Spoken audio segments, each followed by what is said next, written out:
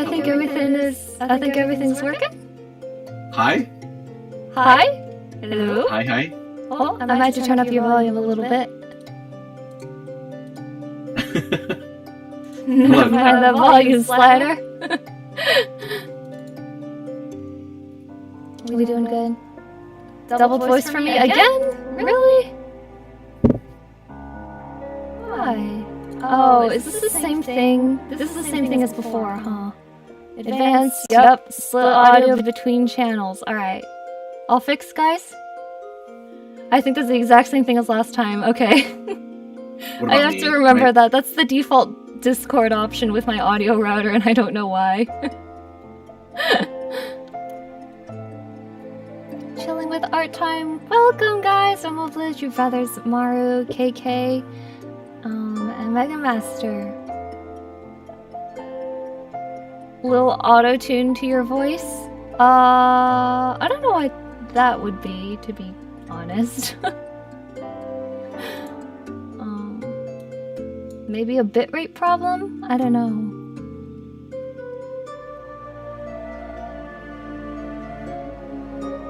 Anyway, here with my pal Marty. Hello, Would you that's like me. to introduce yourself?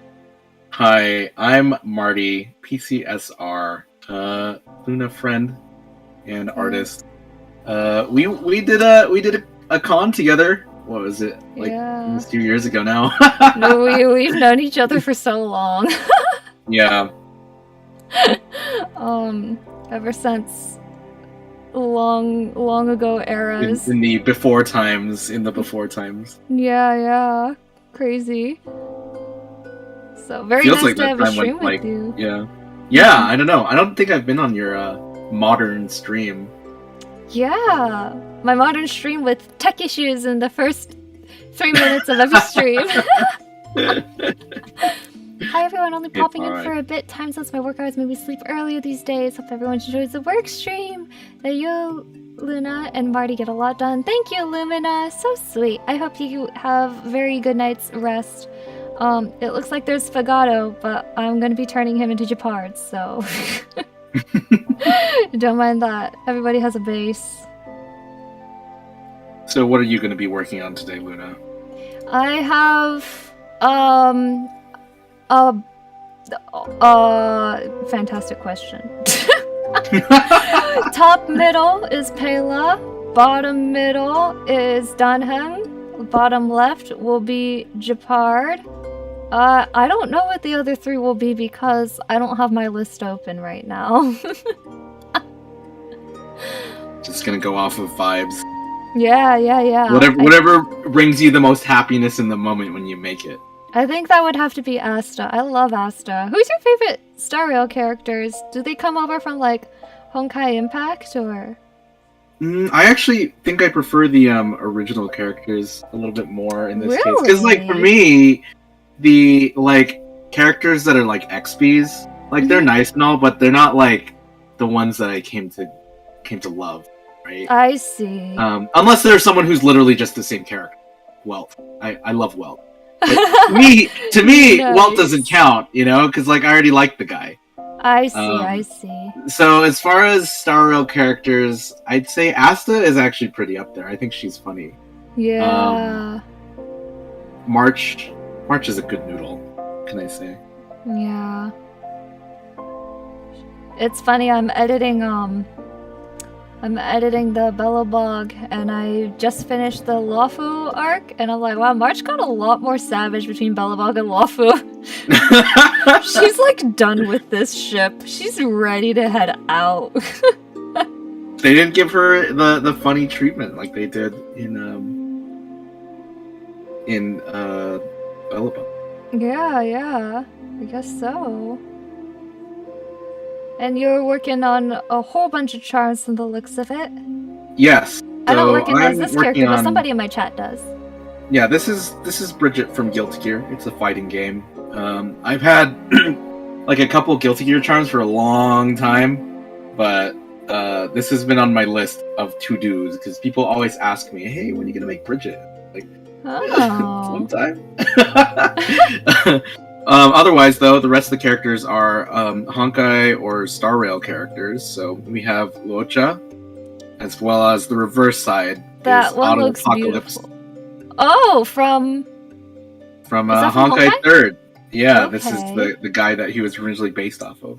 I decided I would make him double-sided, so hopefully people don't Wow. get mad at me for that. People have a huge love-hate relationship with Otto.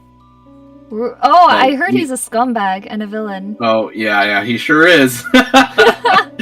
But I think he's a compelling villain, right? Doesn't that make him more interesting than him just being a nice guy who happens to carry around a coffin? Nothing sus there, you know?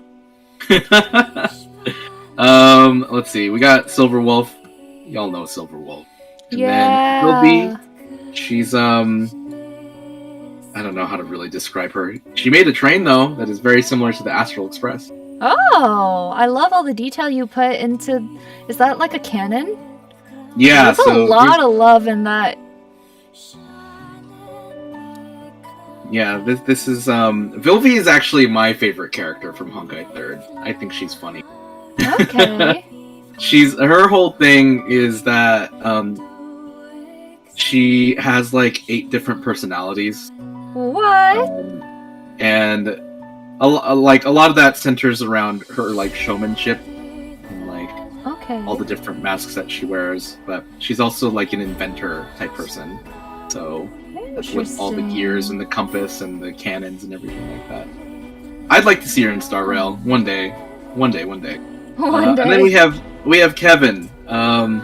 Very silly name, I think, but Kevin is a perfectly fine name, but it is rather normal, I guess. it is a very, very normal name. Kevin is the final boss for Honkai Third. So, okay, now that you put it that way, it's really funny. Like, and the final boss of Honkai Impact the Third, Kevin. So he has a bat, and a lot of people are like, "Oh my gosh, you're making a Kylus," and I'm like, "No, no, it's actually Kevin." Yeah. Well, if there's somebody who walks up to your booth though and is like, "Oh my gosh, Kylus looks so good, can I buy one?" What do you say to them? Are you like, "It's actually not," or are you like, "Yeah, go ahead and have it"? Depends on the vibes. I have to say it depends on the vibes. Some people you see and you're like, "Sure, enjoy." Other people you're like, "I think you should know what you're getting." I see. Husbando lovers need to be warned, maybe? Yeah. I gotcha. Anyway, so that's fun. It's been really fun seeing how popular Star Rail ended up being. Yeah, you're there from like the very beginning. Yeah, I was making Star Rail merch a whole year ago. Oh my goodness. I feel like there was hype around its launch, but I feel like it kind of steadily gained more popularity. It did. As people got time to kind of get used to it, right? Right, and especially, after their huge marketing pushes that they did. Like, it exposed a lot of people, and just generally, like, Genshin's on a bit of a downtime right now. Yeah. I think it's okay, but... Well, it's always that way before they release a new region.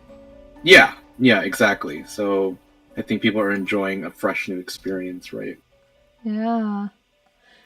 I started playing it because I saw my brother actually playing it on his computer, and I was like, oh, I have like a lot of drawing that I have to get done. Would it be a good game to multitask in? Because I remember Genshin has a lot of dialogue and it has an autoplay function.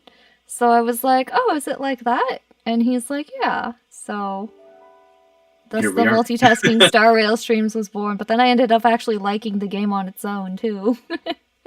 Yeah, I was telling you, when I first found out you were doing Star Rail, like playing it, I was like, oh my gosh, Luna. Like, I didn't want to like tell you about it because I knew you had such mixed feelings over Genshin, but then it ended up exactly like up your alley. The love-hate relationship. I think in some ways it's both good and bad that Star Rail is sci-fi, because I get less attached to the setting because I'm a huge fantasy nerd, right? I just don't like sci-fi as much. But in some way, that little bit of distance also makes it easier for me not to burn out, because I don't feel the need to, like, experience everything right now, right? Like, there's the event going on, and like, I hear that Pela welcomes you at the beginning of this event. I'm just gonna wait to stream it, like, next week, right? And I wouldn't have been able to do that when it was Genshin, so... Yeah, kind of interesting. Is this Nier music? Yeah, I play game music, just kind of in the background. Although, I think I got bonked the last time, so I took some of those songs out of the playlist, and hopefully I don't get bonked again. I think Nier is kind of a risk. Square Enix is, like, extra about stuff. I think you'll be hopefully okay. Yeah. If that's what you got bonked for last time. No, I didn't get bonked for any video game music. It was anime, actually. Anime background music. And that kind of makes sense, because if they want people to Let's Play on the channels, you can't automatically bonk channels, right? Usually. Well, yeah, sometimes they do. I mean, yeah, it's true. Well, anyway, it's a risk, but I'm so tired of just, like, the typical copyright-free lo-fi radio stuff. Right, so exactly. I'm just like, oh, it's a risk, but I don't want to listen to this all day. It actually makes me feel... It's actually a little soporific. I'm trying to work. Yeah. I'm trying not to... For me, what do I usually listen to? Jazz radio when I'm just on my own. Oh, jazz is a good idea. I'm a big jazz guy. I've been listening to this Japanese jazz, actually. It came up with my YouTube, just like algorithm. This guy named Masayoshi Takanaka. It's like 70s, like disco style. Like, I don't know. My music tastes are very boomery. Just because that's what my parents listen to, right? So I see. It's comfy for me. And so anyway, yeah, this guy, really, really excellent music. So I would recommend having it to awesome people who see it come up. Yeah, for sure. Did you like the Mario movie then, as a boomer? The what movie? The Mario movie. The Mario movie. Wait, well, how does that make me a boomer? Well, you know how they like played some licensed songs and stuff. The music choices. Oh, yeah. Right. I guess so. They're all 80s. It's not really boomer. It just since we're on the topic. I actually on that topic, I have to say. So some people on Twitter.com were like, "Oh my gosh, like the licensed music was not that good in the Mario movie," and I generally agree, especially in places where it replaced like classic Mario music. But there was one instance where it used the licensed song, and I actually felt like it fit. Actually maybe two instances. There was like No Sleep Till Brooklyn is a song that played when Mario and Luigi were just like getting started, when they were literally in Brooklyn. I felt like it worked because they were in like the real world, right? Like it was like fine. The other instance was during the training sequence. They played Holding Out for a Hero. I do think it was a bit of a generic song choice, but the other song that they had to play was like basically just the movie leitmotif. And I'm not gonna lie, I don't think the movie leitmotif is all that strong. That's my personal.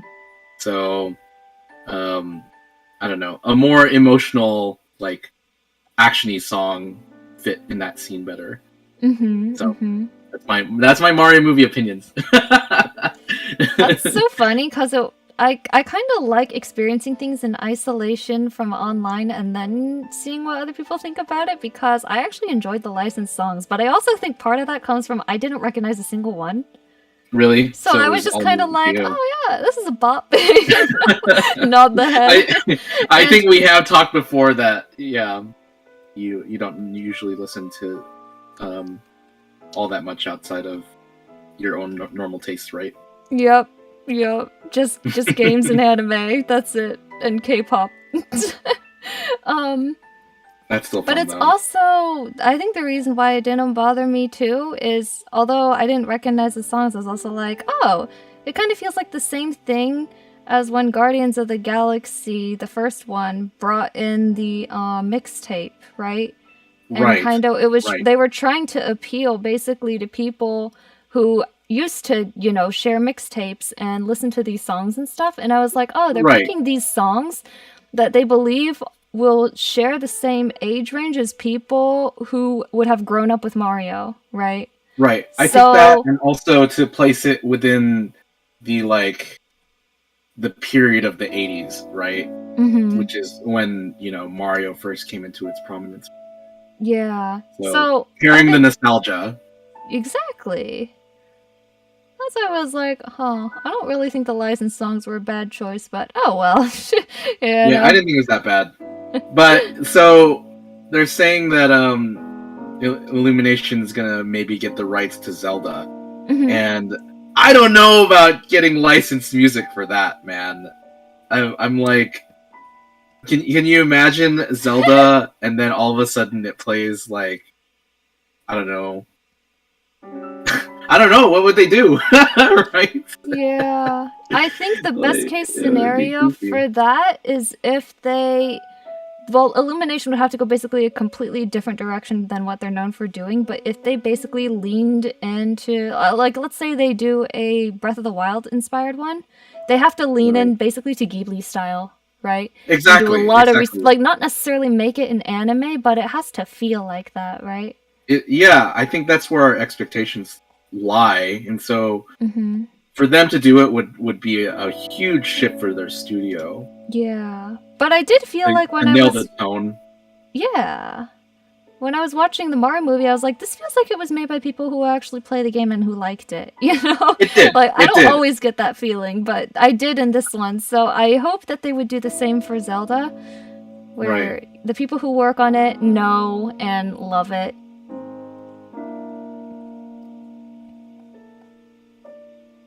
Right. I think Zelda is, on the other hand, so Mario, I think really worked for them because it's inherently a pretty silly series. I say that with love because I love the Mario series. Yeah. But inherently it's very lighthearted and the quippiness works well with it.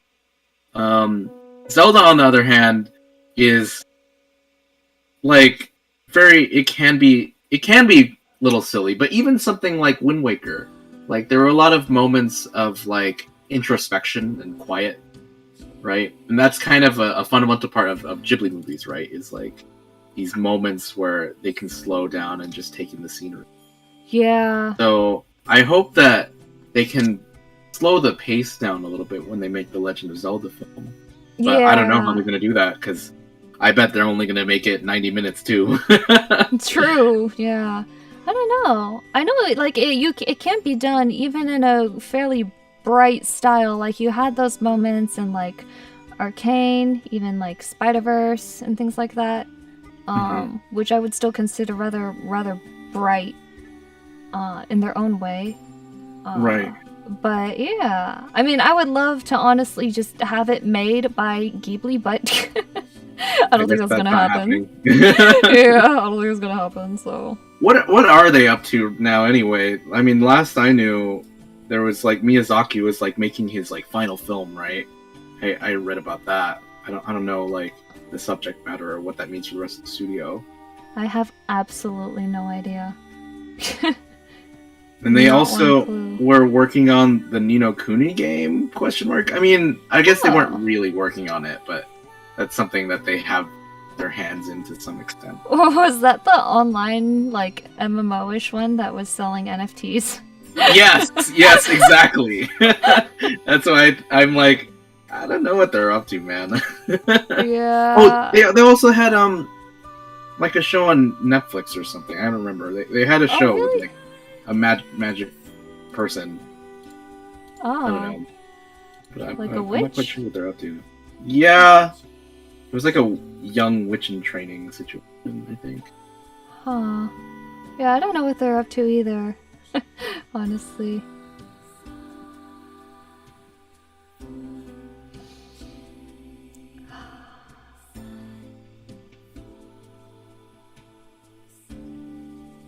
Sorry, that was me trying to get my layers in order. Oh. Focus mode. All understandable. You know how I was like, I'm gonna drill charms and be productive, but I already feel like maybe this is not the play. Yeah? Yeah, I'm kind of wondering if I should just pivot to sketching. I just don't have any ideas for sketches, or I guess I would.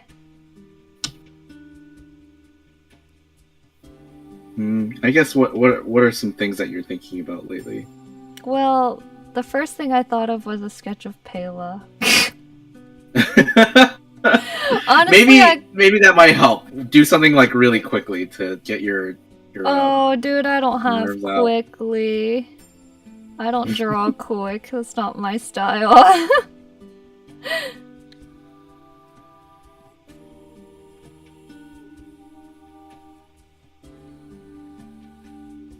Everything I make is so slow, in fact.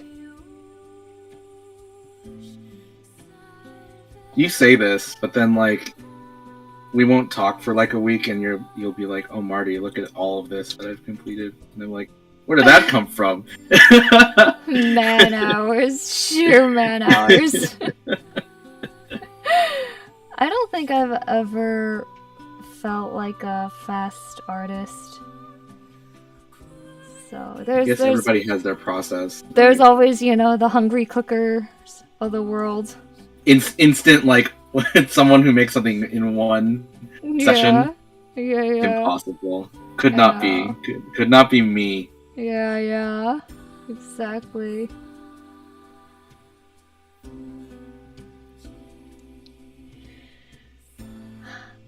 I'm trying to decide if I want to take this to like completion now, or like do shading. What are you in the vibes for? If it speaks to you, go with it, right? Yeah. Gosh, I love Jeppy.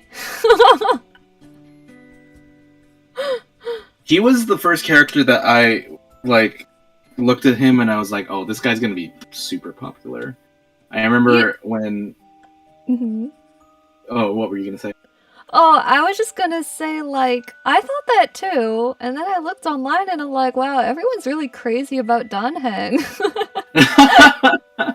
Where's all my Jeppy fans at? I think that's a given, but Japard, yeah, I think he doesn't leave the best impression for some people, but like knowing his full personality and that he's like, I don't know, it's a good noodle. What do you mean? Like naturally he would have his fans, right? There's nothing more exciting than getting arrested. Oh man. Oh, I agree. He's also kind of a stick in the mud. So yeah. Yeah. Did you play the quest with Cocolia? Oh, not Cocolia, with Serval talking about Cocolia? I have beef with Serval. Yeah? Oh no way! Tell me. First of all, she's completely ignoring me, so I don't have any companion or side quests with her. Or her brother. Second of all, I have E2 Serval. She keeps coming home on the standard banner without bringing her brother. That's me for Herda. I keep pulling Herda. Oh, that's kind of unfortunate. I'm like, you already give me like a lot of her for free. Yeah, I know, because you get so many of her from SU. Oh, bummer. Exactly. So I'm like, oh, that's enough. So I'm not leveling Serval out of spite. I'm like, I know what game you're playing. So you have not done her character yet then? No, it's not unlocked. Oh, okay, I see. Because you know how characters have to text you before you can like play their mission? I don't really know what the specs is, like what causes them to open the character mission for you, but yeah, I don't have hers. You might have to do some other prereqs have you done all of the other side quests? No, so that's one of the things is that may be part of it. Yeah, it's honestly probably that because I've done a lot of or I was trying to hold off on side quests cuz I did one with Rocky and his girlfriend who's like the interstellar plotline, right? Right. I did What that did you one. choose? What did you tell him to do? The truth. Yeah. Homeboy deserves it, you know? Yeah, I would want to know the truth. It's not my decision to make, not my problem. Yeah, exactly. Given the facts, he's a big boy. But then after I did that one, I know there were like some people who were like, "Oh, it's fun seeing you do side quests. You should save them." So then I was saving them, but then I realized I can't multitask and do side quests at the same time because I have to read everything, right? Right. And read aloud everything. So then I just started doing side quests on my own, but I have a huge backlog to get through. Oh, I feel that.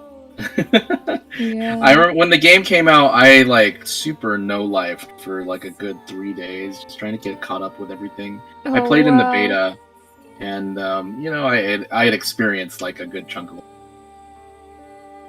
But now that the game is fully out, I have not been keeping up with it, which is a little bit strange, I guess. But I've been busy.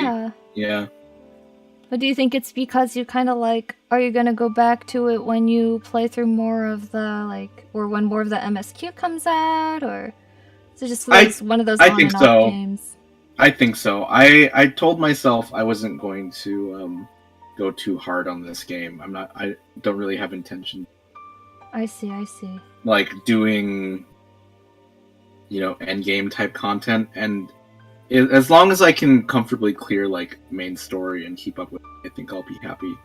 Okay. Mostly because like Honkai 3rd is my main game. Yeah. That's where, you know, my heart lies. Yeah. And also that's where MiHoYo's already got my money. So I don't want to you know, give them more excuses, extract, you know, cash out of me. I make enough. I'm trying to balance out the money that I make from them and the money that I give them, right? Relatable. Super relatable. The current update that's going on in Honkai 3rd, I spent like $200 whaling. Oh. It's not even a character that like I per se. What? But I don't know. I was just like, you know, I'd like to keep up with the meta. I see. So that is your main game. You know how it works. Yeah. You know how it works. So yeah, Honkai 3rd is definitely my main game. It has been for quite some time. The meta is like the most aggressive out of like Honkai and Star Rail and Genshin. Yeah, I've heard that for sure. It's really aggressive, which I don't mind because at least it's fun. But I don't know if I would recommend it for everybody. Yeah. Don't know if I would recommend that experience for people to suffer through, but I'm having fun as someone who's been in it for several years. The thing about Honkai 3rd is that the story is different from the way Genshin and Star Rail does it. It's very linear. There isn't anything like character story quests or anything like that. It's just the main story. Okay. And since they don't have to like build the whole world and stuff, the main story updates like every 3 weeks. You know. So wow. Okay. That's something that like keeps me like involved. It's like my shonen, you know. Yeah. Some people keep up with One Piece. with Star Rail. I mean, with Honkai 3rd. Yeah.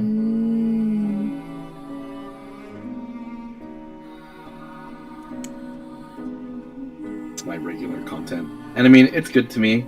I've posted on my Twitter before, just like going to conventions and stuff. I love, you know, the fans and everything. I mean, I don't remember if they were as prominent when you were with me, tabling at ALA, but like almost every single con I go to anywhere in the country, like people are like, "Oh my gosh, you're the guy," and I'm like, "Yeah, I'm the guy, the Honkai guy." Yeah, and that's a lot of fun. I don't know, like maybe you know the feeling of being in like a community that's like got really dedicated fans, but it's not like huge. Fire Emblem. That's kind of what it's like. I feel like the community is really tight knit, and I see. Yeah, I just love like the energy of the people that I meet. So that's my plan for this AX to go a little bit hard. I see. Best of luck. Yeah, I mean, I'm sure it'll go good. Hectic. Yeah. It is hectic. I'm sure it'll go good because it was good last year. Like, so many people who are fans of Honkai 3rd like stopped by and wailed at our table. So I have an expectation now. I see. Yeah. Well, it'll only get better because Hoyoverse games are getting more popularity due to their other releases. Sure. So for sure. It can only get up. I think it's only like more popular now. At least like if not twice as popular, like popular and a half. That's popular and a half. Yeah. So that's nice. And of course, like Star Rail people are like really interested. Like, oh, tell me more about like the lore. Tell me about like who's this Welt guy and this Welt guy world that comes from. So that's where I stand. I see. Oh man, now I'm looking at these designs and I'm like, I really want to make charms. That's been me like all week. I've been like, man, I don't want to do these, man. I will be really satisfied when they're done. But yeah, exactly. The process of like doing it, I'm like, oh boy. But I felt the same way looking at Engage designs, and I got all those done. So, and I also feel the same satisfaction seeing like so many of them. Like what, 24? I think. Engage charms, yeah. Is that how many you made? Yep. Crazy, huh? Sheesh. Yeah. Dedication. That's dedication. Well, maybe I should switch to a sketch, but I don't really have anybody I feel like sketching at the moment.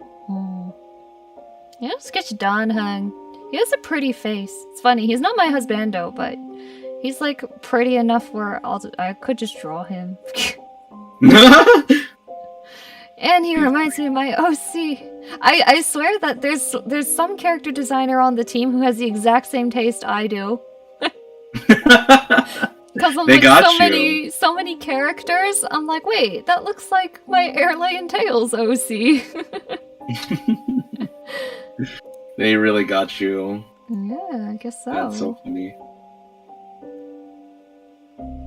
I know for me, sometimes I'll see like a game. You must feel this way too sometimes, but like, so I have my like OC project been. Yeah. I'm not gonna say working on because I haven't actively worked on it for quite some time, but I have. It's I've had cooking. For quite a long time. Yeah. It's cooking. And every once in a while something will come along and I'm like, wow, this really did the idea that I had, but like 10 times better. Oh man, bummer. I get that feeling like all the time. I don't know if that's happened to you. I think it happens in like merch more often than OCs, but yeah, I don't know. Really? Wait, yeah. I want to know more about that. Oh, it's just like kind of like I don't really make planners or pins anymore, because I swear before I did planners, there were no fandom planners I could ever find anywhere. And then I started doing planners, and I'm not saying like people even saw my stuff because they likely didn't. It just so happened that there's like a huge wave, right, of fandom planners.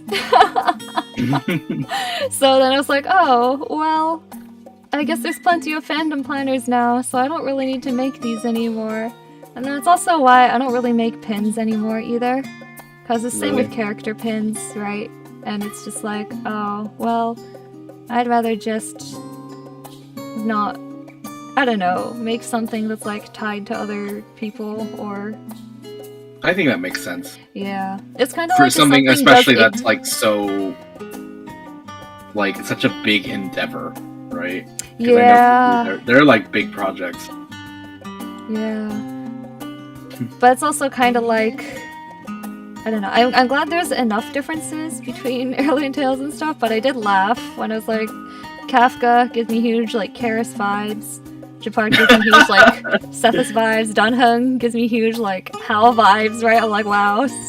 Yeah. All these Star Rail characters are like the Alien Tales characters. But oh well. It is what it is, you know, nothing new under the sun, so it just comes down to how you execute it and This is true. And do it even those well. characters all have, you know, their litany of inspirations, right? So, Mm-hmm. Mm-hmm. and I think their creators are very open about it, right? They talk very openly about games and series that inspire them and they, you know, want to make. Oh, I wasn't aware of that. Yeah, so like the Star Rail guys talked. They had an interview with the guy who created. I don't know how to pronounce it. It's like YS, right? Oh, I don't know how to pronounce that either. Yeah, it's like a RPG game series, JRPG series, and they really love that game, and so a lot of its elements are a part of Star Rail. And they talk pretty openly about that inspiration, and they have an interview with, I think, the series creator or producer or something from that game series. Oh, And wow. so Okay. I think that's nice. They also talk. This isn't necessarily for Star Rail, but for Honka Impact, they talk significantly about how they were inspired by Evangelion. Oh, This was when they okay. did the Evangelion collab.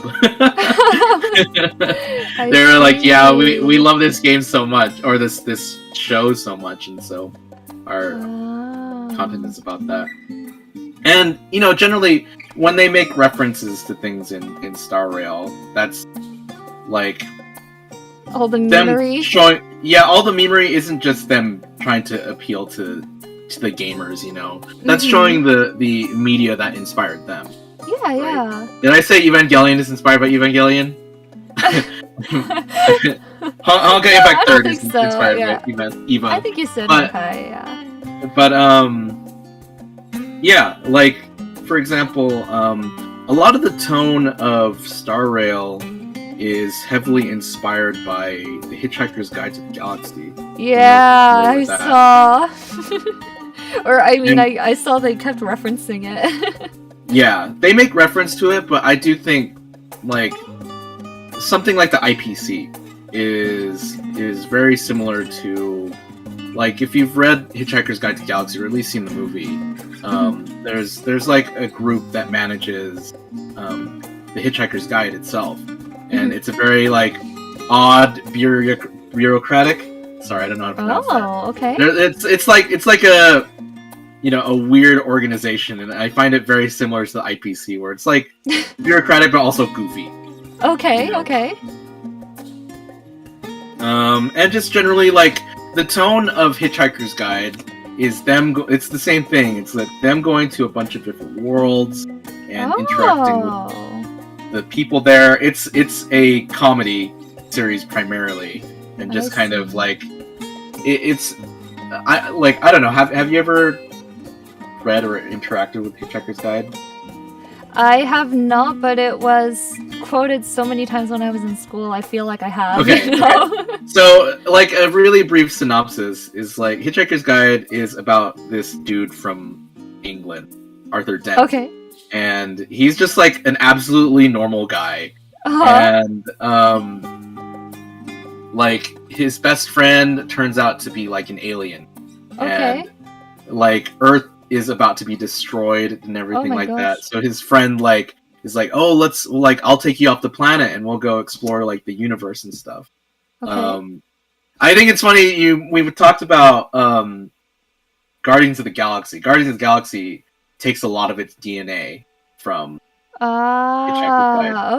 Okay. Like, tonally it's very similar. They'll go to, like, all the worlds and interact with all sorts of people and go on, like, really, like, bizarre adventures. Yeah, okay. Jojo.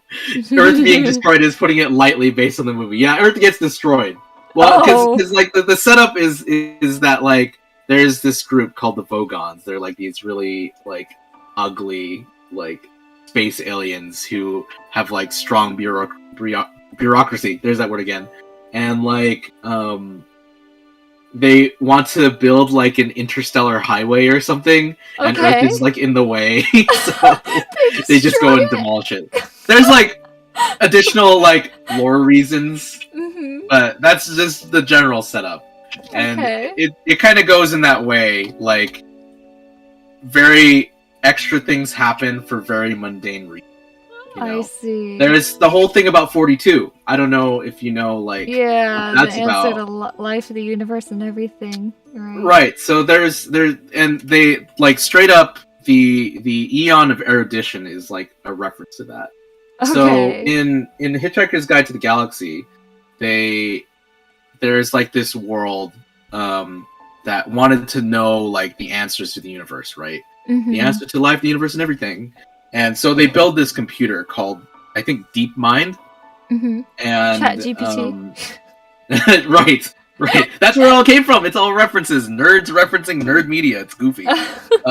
So anyway, they created a computer, I think, called DeepMind, and they asked that question, right? What is the answer to life, the universe, and everything? And so then it takes, like, I don't know, like, 1 billion years or whatever to calculate the answer. And then, you know, the people of the planet eventually come to it and they're like, okay, so, like, you're done computing, right? And the computer's like, well, I finally have your answer. And they're like, what is it? And then, you know, the famous estimation, you know, 42. And they're all just sitting there like, excuse me? And then the computer's like, well, you know, that's the answer to the question, but you don't really understand the nature of the question. So I can take another, you know, hundreds of million years to calculate that, and then I'll get back to you on it. You know? Very like dry British humor, if you're familiar with that. So just very silly. I think the guy who wrote Hitchhiker's Guide, what's his name? Douglas Adams. He was really good friends with the Monty Python guy.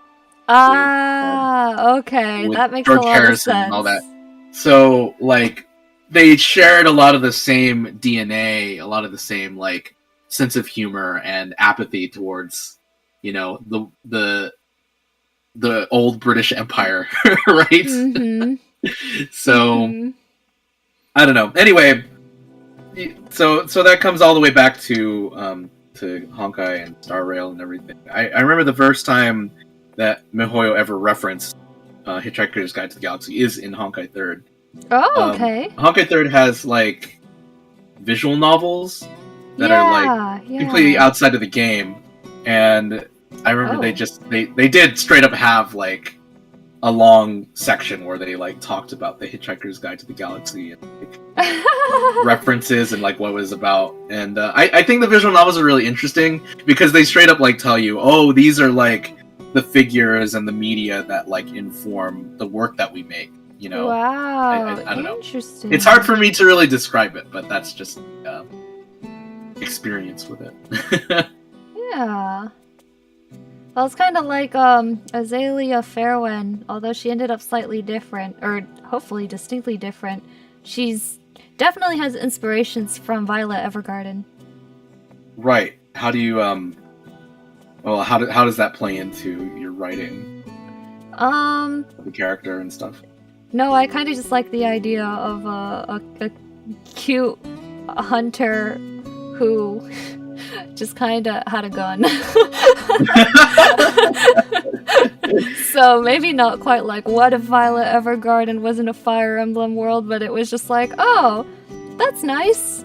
I like that. You know, for me, my character I don't know if I've told you this before, but she started out as like, I don't know, my take on Lucina. Oh, really? Like, I don't think you could possibly see that on her, but it, like, I don't know, like, in my mind, like, the vibes that I had for Lucina at the time that I created her, which was in, like, 2020, you know, I, like, applied to that character. And a lot of my... Oh, go ahead. Oh, no, go ahead. You're still... I was gonna say, a lot of my early world building was heavily inspired by Fire Emblem. Isn't it all of us? Yeah, exactly. And then it ended up... I remember at some point... So, the early world building for my story had a lot of, like, elemental. And, I don't know, Avatar was all the rage. I mean, it still is if you think about it.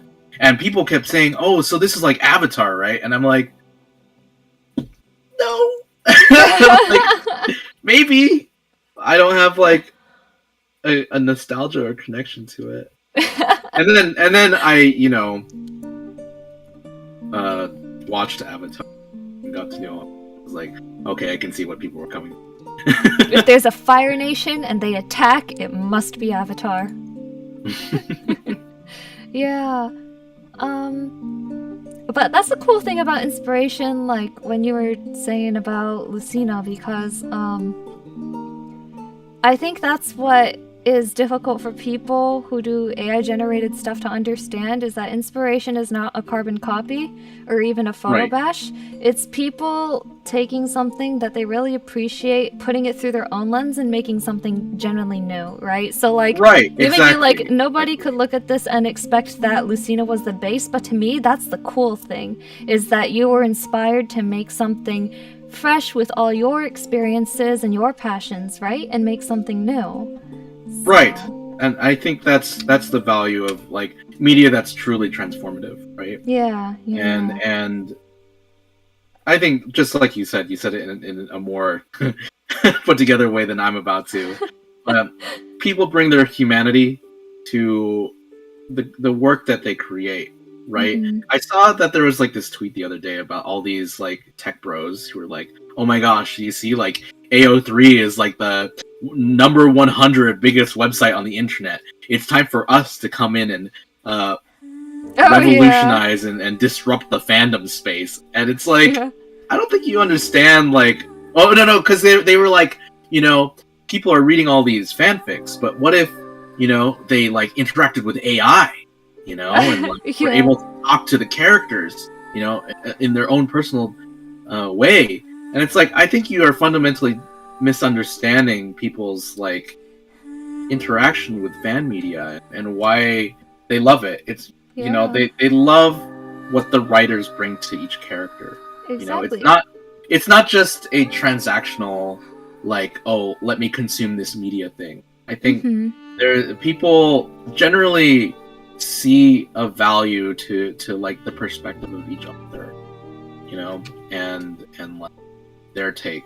I mean, I think a lot of people also consume media on a surface level anyway, and that's fine. But I don't know. There will always be places for humans, for, you know, a human audience. And well, just in general, I think fan art is and fanfic is.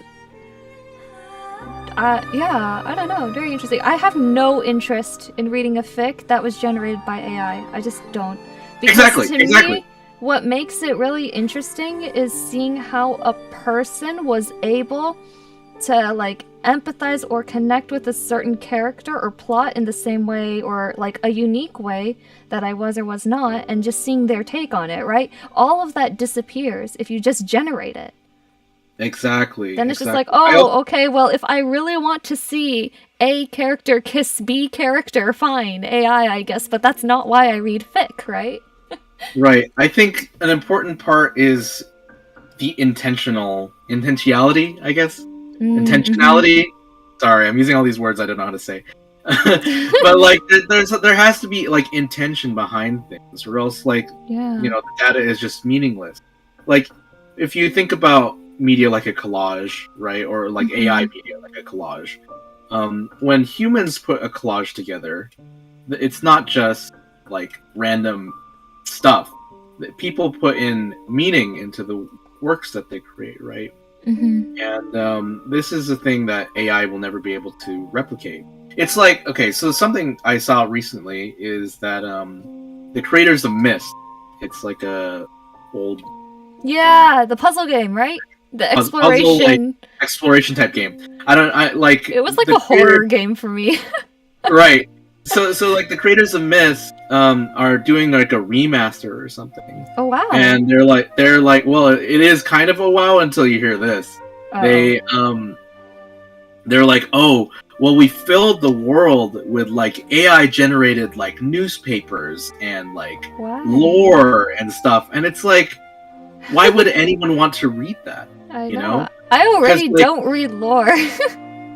Like lore, like AI doesn't know how to make something logically consistent across the multiple documents. I mean, it can print. Like the thing about language models is that it can make writing that sounds like it works, but it doesn't have to be logically consistent, right? Mm-hmm. And it definitely doesn't work for something like, a game setting where people, are trying to understand the mystery, right? And to put together the world. Like, AI can't make that logically consistent. And, like, if you're making it by AI, then you as the creator have no idea what you just put into it, And so it just is, like, a waste of resources and really spitting on, like, the player's time, in my opinion. Yeah. Well, it's not just that, but it's, to me, what's the point if somebody doesn't make it? Because I could just go read newspapers in real life, and we call that education. It is literally just better than reading in-game lore that was generated, which not even has no intentional purpose of world building because nobody was around to supervise it. But also, why not just learn actual things about the real world with that time then? Exactly. I just think it's very misguided in the pursuit of, like, wow, isn't it so cool what we're doing with AI?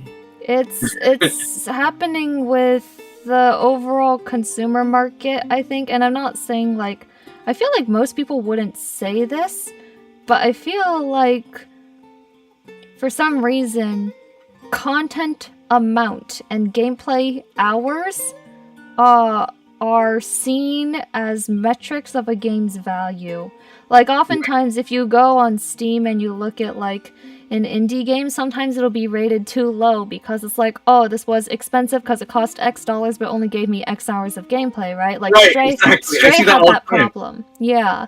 And Stray had this review bombing problem, and I think that is leading to this toxic, oh, well then let's just AI generate, like, again, you imagine Stray, it's just, let's just AI generate all these readables about the cyberpunk. Would that have really contributed to the game at all?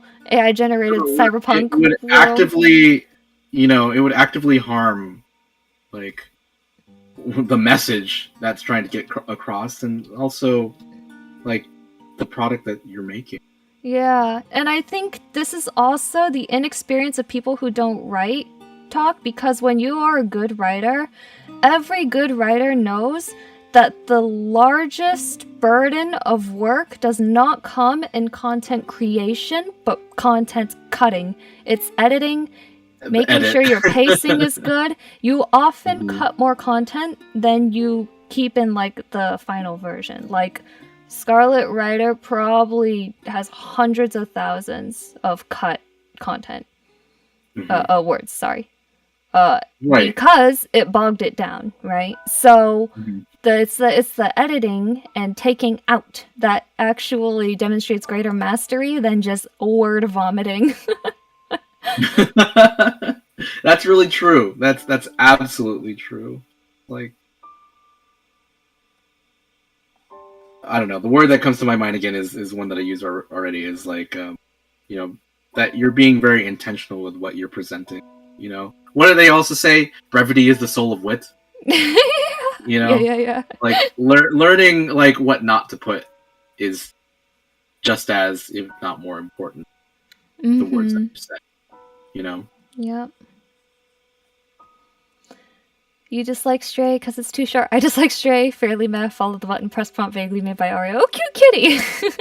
It's a very cute kitty simulator, though, you have to admit. But if you're gonna, like, that's a valid criticism, right? I'm saying the people who criticize it just because it's short and costs like, a certain dollar amount. Yeah. Silly. No? Yeah.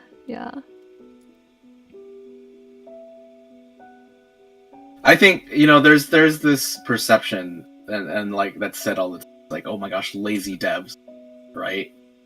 And people who aren't like knowledgeable about the process think like, oh my gosh, if there's not content to do, then clearly like the devs are being lazy, right? And I don't know, it's just so reductionist, right? Yeah. Actually, part of my issue with Genshin was that the daily commissions felt like they could have been AI generated. Unlike they serve no purpose in this game. True. And that's the whole point, is that would be what other people would consider content, right? And I'm like, right. this doesn't serve any purpose, and it like tires vapid, me. right? It's not something substantial, and I think that's why I also like kind of meh on the idea of doing daily commissions all over again in Honkai Star Rail. Oh, Star Rail, though, it seems really easy for me to get those because at least they're tied to combat, right? Right, and they make them pretty short, so I think they've mitigated some of that pain point. But at least for me, I was I'm good. I did my time. I don't know. I think the thought of having to do anything like that is probably what scares me. Yeah. MMOs. I will say though, all the days I played every day so far. And no way, you're in it! Yeah. Oh, that's so funny. It is, isn't it? I was adamant against not playing another Hoyo game. Here we are. But one of the reasons why I keep playing it is, of all the days I've played, I've only done a daily quest twice, and it was more because I was interested in the outcome of the story. Right. I didn't actually have to do the daily quest. And to me, that's like rather freeing. I was like, oh, I can literally just choose not to do it. You can choose not to do it if you're like, I don't want to do this today. You can just do your normal farming and stuff. Yeah, right. So I think that's a huge bonus on its end. Main issue, many young writers and young readers buying into this as a simple way to flood the market turns out human crafted works. They don't quite understand or grasp the idea of crafting something or appreciate the craftsmanship of said product, something new that'll bleed in Jin's DNA. Hard to combat as it advances, not in favor, just stating observation. Actually, that is kind of interesting because it does make me think, like, sometimes I was like looking into basically TikTok, because when the Twitter doomsday news hit, everybody's like, diversify your platform, right? And I tried briefly before realizing, no, I really suck at other platforms. It's just... I'll just embrace my inevitable demise. But anyway, when I was kind of like poking around TikTok, I noticed I was like, a lot of this content, part of it is because of the algorithm, but it does seem to be a bit like samey, you know? I'm not going to say that's like really bad, it's just, it's how the whole favor with trends and using sounds and remixing goes, right? A lot of content ends up being samey, and so I kind of wonder in the future consumer market if AI generated stuff, it just won't be a problem to people because they're just kind of used to it. So that's a little bit of a depressing thought, but hopefully seeing how people respond to very creative, unique works like Spider-Verse and Arcane actually gives me hope that people, even if they don't know it, crave the new and the fresh and the passion in something. The innovative. Yeah, the innovative, exactly. And that's the thing, is like, I remember when AI first started being like a threat to art, right? A lot of people were really worried about it, and I think that concern is completely valid, but I just think that ultimately, like, people want to have media that they can empathize with, right? Media that speaks to them. And I think on some level, maybe you can make something profound with AI work. And inherently, its existence could be considered profound in some ways, I guess. But like, I don't know. I think people naturally resonate greater with art that means something. Yeah. Recently, I don't know if you've seen, like, there's like this one artist on Twitter who's doing like this 100 days of art. Tarte or whatever. Yeah. And it's Yeah. like Asuka from Evangelion, and it's just AI generated. And their work is getting so many likes because like hundreds of thousands. Yeah, and it's like really like, what is going on? And I think, you know, the hundreds of thousands is just the nature of the algorithm, and like, you know, people just seeing something pretty. And of course, like, I think the AI art is touched up on some level because the person who's posting it is an artist, right? So it is made in such a way that it appeals to someone just passing by, you know. But the reaction by other people who like have seen a little bit more into it, it's like, okay. It's like people are really digging in on like, okay, let's see human made work, you know. Yeah, I think it's funny. So the question is, if it was completely 100% ethical, which it basically never will be, just the way large-scale data collection happens, it will basically never be ethical. I don't think it's ethical at all.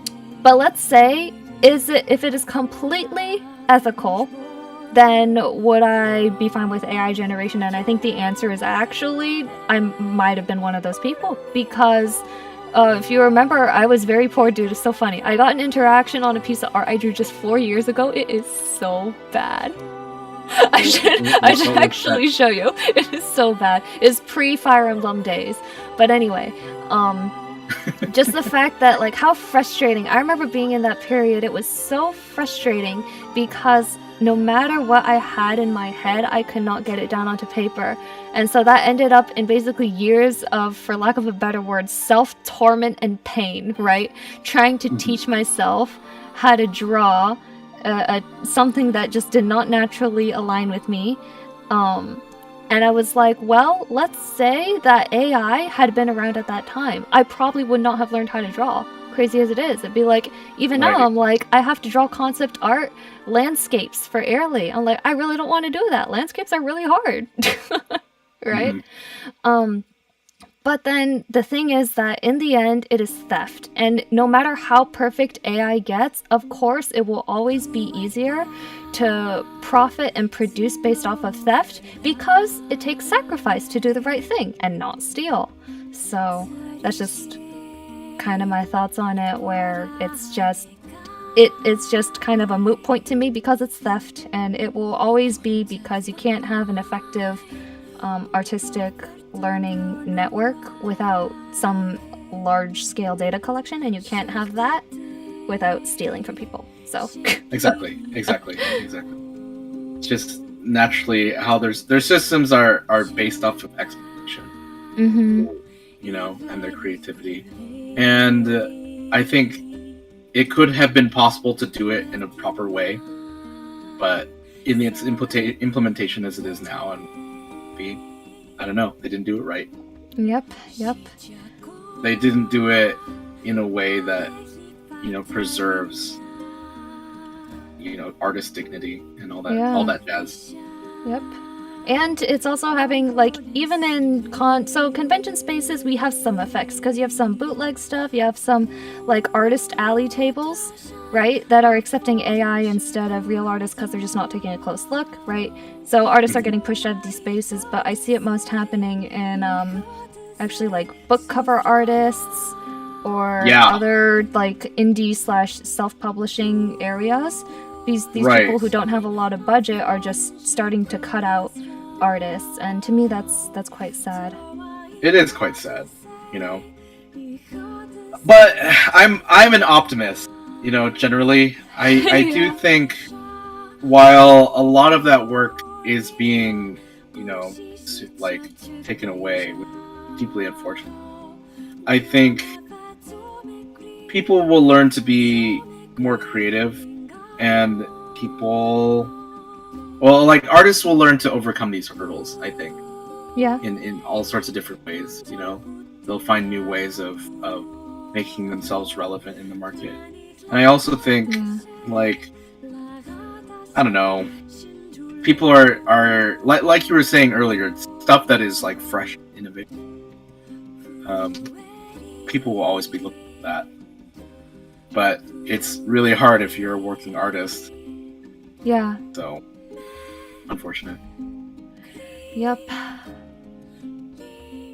That's why AI gen channels and pages on social media, easy clout chase. Yep, get a wide audience. That's the other aggravating thing about algorithms, is they strongly favor frequency of content posting, right? So I noticed, like, when I was posting like an engage charm every day, like I had great interaction and reachability, and then I stopped.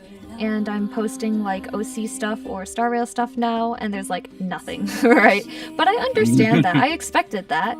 But these are challenges that AI generation accounts don't have to worry about, because they'll just make something every day. So, you know, they don't have to take the time. So yeah. The issue that this on the game Arknight's original artist of one of the characters had their work AI generated by another person after saying not to do that resulted in a huge issue. Oh my gosh. Ray Arc under fire. Part of the artist using AI generated art. I'll be very disappointed if it's true. I believe they made a statement saying they haven't fired any artists, but they have definitely been called out for AI work, which looks very like, you know how there's artists can tell usually. Where AI is still at the stage where artists can tell when something's been generated. Right. So even if they haven't been firing artists, they are definitely doing something with AI. There are some artists out there using AI art as a reference. They made like Citus and Demo, so it's especially ironic and hypocritical coming from them. There are artists out there using AI art as reference for their base. They finally get started. I still have an issue with that though, because if that were ethical, I would probably do that for my landscapes. I would just generate like the perspective and the overall palette and then like touch it up or paint over it, right? But that's still theft, because that image has been pulled from another artist's work. So on a fundamental level. Yeah, on a fundamental level. It's kind of like if you go to the black market, I guess. You can't pick and choose like, oh, we're just gonna change this or change that. It's like, no, this is not right. So that's why I can't condone if artists are photo bashing or starting everything from AI. Which is funny because I have no problems with artists using 3D models, but 3D models are usually ethically sourced and provided voluntarily by somebody. So yeah, just kind of interesting.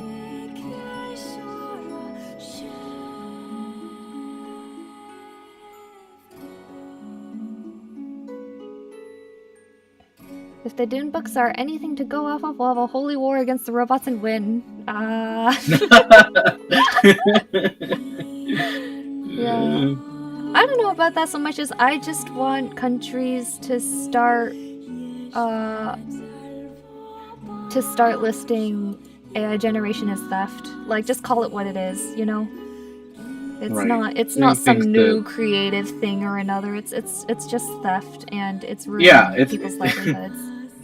It's just a new and fresh way to do that theft. It's just a new and fresh way to put it's the same infringement that has existed forever. It's just an easier way to. I mean, we say as we make fan art, but these companies actually like artists having fan art, so yeah. This is why it's important. If companies don't like you making fan art, you stop, because in the end, it is their IP and they own it. Yeah, and that's understood.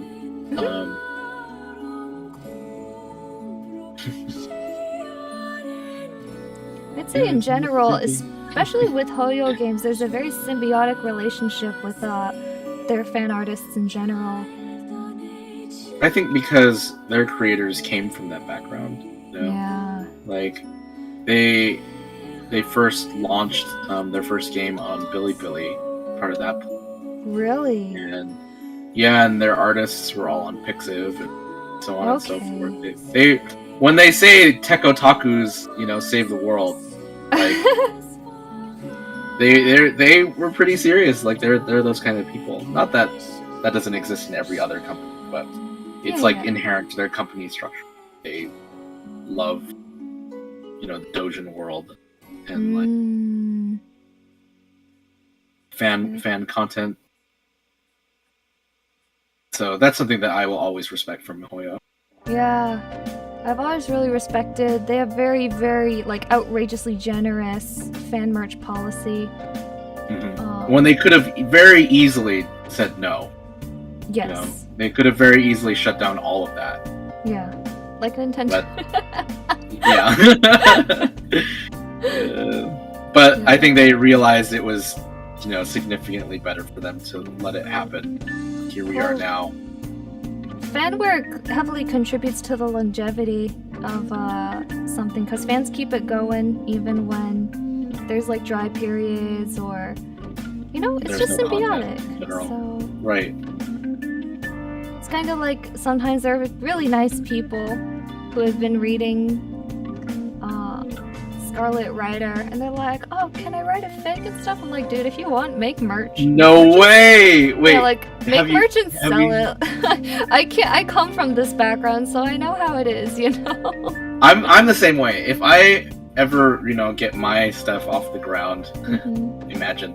But if I ever got my stuff off the ground, I would say, go ahead, make all the stuff you want. Yeah. Who would I be to say that you're not allowed? Exactly. We'll get that in writing. Yeah. They just have to not obviously make the exact same things bootlegged, pins or I think shards, there's but people know that. I think there's a range, right? But generally okay, we want to let people to get the same opportunity that I had. Yeah, exactly. That's what I think about. Yeah. Well, I say that, but I'll be honest. I think my book will probably be unknown forever. But I'm really happy I wrote it. So I'm happy you wrote it too. I'm very happy that it got to. And I was looking into all these books. Okay, so you know how I'm gonna go super ham for the Kickstarter / light novel trailer, and I want to make it a voiced thing with a script and original composed music and stuff. Have I told you this?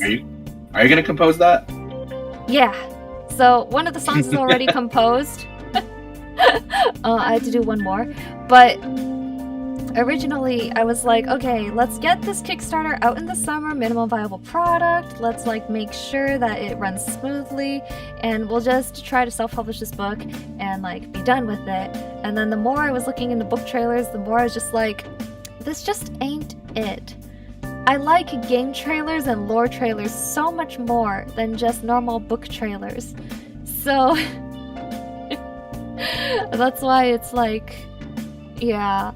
Really elaborate plan now. I decided to go super ham, but now I think it's going to be pushed back to fall.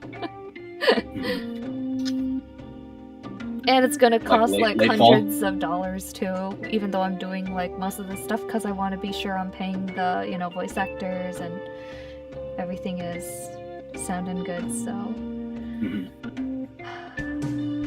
But I think it's going to look really cool, hopefully. Oh, I'm super excited. Yeah. Dusting off my motion graphics muscles after 5 years. Is that when you were working on your game? Zodiac, yeah.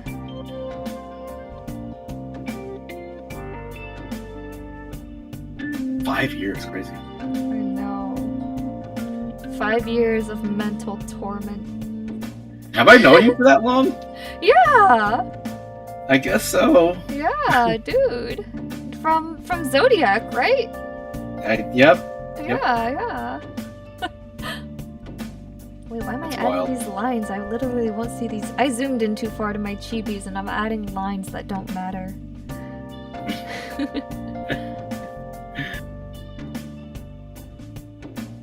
Well, I hope to see your OC content at some point too. I know you're busy, but it would be nice to all, I don't know, release our OCs Have from things. jail. Yeah. You know? Yes. The jail Well, cells. I do legitimately hope to do something with them this year. I say that every year, Awesome. but I am kind of like a little bit more serious this time. Because there are some conventions that require you to have original. Like, they won't even let you in if you don't have like a certain percentage. So I'm like, okay, if I want to go to those, I gotta have my stuff, and at least I have my characters. So True. I'm like, maybe I'll make T-shirts or something. At least that way I can make money off of them. That's my thought. Okay, is that like for original characters, if I just make, you know, aesthetically pleasing T-shirt designs, I'm sure that would at least sell.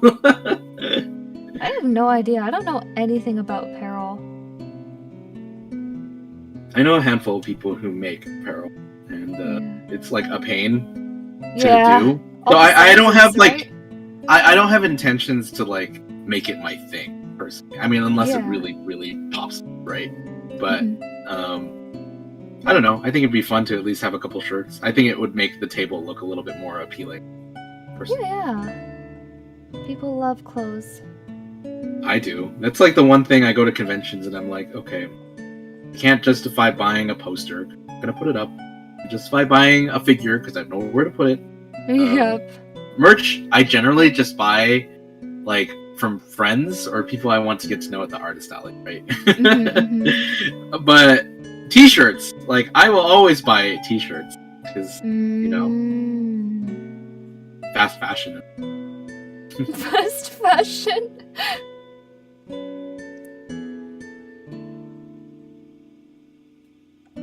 I love and I don't know clothes from other artists as well because they think about like only these like I love these skirts designed by artists because they put deep pockets in them. True. That's so like, true. Only people my age would bother putting deep pockets in skirts. Something I also think about is just like I travel a lot, right? And so every time I go to one of these conventions, getting something like that is like, you know, that's like my souvenir. That's my memento of that time. Yeah, yeah. So, I don't know. I think I often keep my mom company when she travels. And we started this like little thing where she has pierced ears and I don't. But like we'll go to a local shop and get like a pair of earrings and a necklace. That's cute. And it's like the same style. And it's actually kind of cool. So, yeah. That's a lot of fun. Did you ever have your ears pierced? No, and I never will. I hate needles. Okay, Which is a bummer that makes because I sense. love how earrings look. I put them on all my characters almost, and I'm just like, no, I'm too scared. I can't pierce my ears. You know, I've never put earrings on any of my characters now that I think about it. Really? It's probably just because it's something I don't think about as, you know, a guy. Like, you know, it's like not an essential piece of, something I don't think about. Yeah, that's but so funny. It's true. I'm gonna have to keep that in mind. I'll have to keep that in mind. To be fair, I think in Airly only Echo wears earrings. There we go. Yeah. I don't even think Karis wears earrings because they well, she probably will anyway. Ball gown or whatever. Oh no, I don't. I'm not in the charming mood right now. I gotta do something else. I like how the hair turned out though. If you see this Jeppy. I do. I like him. You did good. I like how the hair turned out, but I can feel like I'm going a little crazy, so I gotta do something else.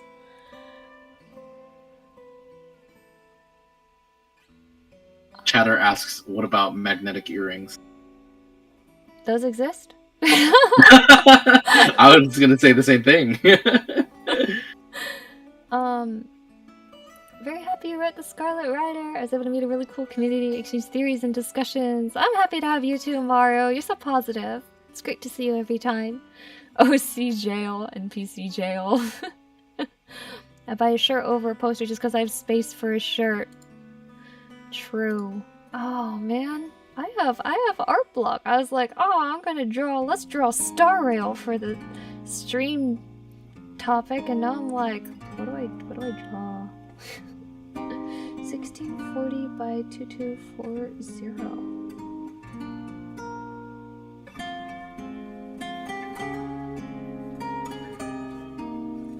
Oh. Man, I don't know. I'm actually thoroughly stumped. Stario.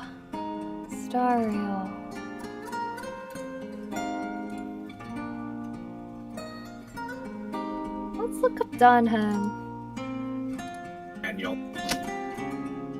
Danhan. Stario. Do I feel like drawing this character? Ah, spoiler! It's okay, I already knew that. It was the only spoiler I knew. The spoiler? Yeah, the spoiler that everyone's been spoiled over forever? I know, right? Could you just drawing a few doodles, get creative juices flowing? Yeah, some kind of like messy sketch. Let's see.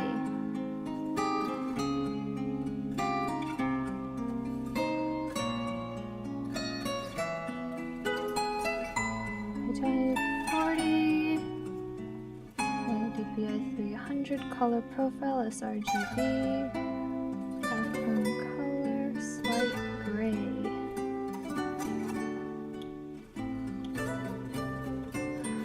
What are you generating now? I'm gonna pick some character, that's for sure.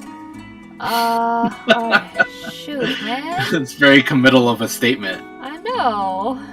Well, I was thinking like some Star Rail character because I was entertaining the idea of going back and drawing OCs, but topic of the stream is Star Rails, so I gotta draw Star Rail. Let's see. I don't know. Who do you like, Marty? A piece? You want to work on a piece? No, just a doodle. I'm not committing enough. Just a doodle? Piece. Yeah. Well, when I say doodle, like, 2 to 3 hour.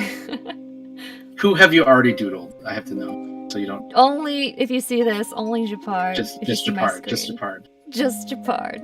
Only Japard. Why don't you Monica. do like Asta and some Wappaboos? Start with the Wappaboos. Asta. Those are simple. Yeah, I haven't doodled a girl in some time. Like, I've drawn girls, but I haven't done like doodles actually. Let's look up Asta. She is so cute. Oh my gosh. I love Asta. I kind of feel bad that I'm not doing her in this batch, like I intended to, but it's okay. I'll do her for you. No, that sounds good. No, I was gonna say, okay, Star Rail ended up being way more popular than I thought it was going to be. Oh yeah. And everyone and their mom is now making Star Rail merch. True.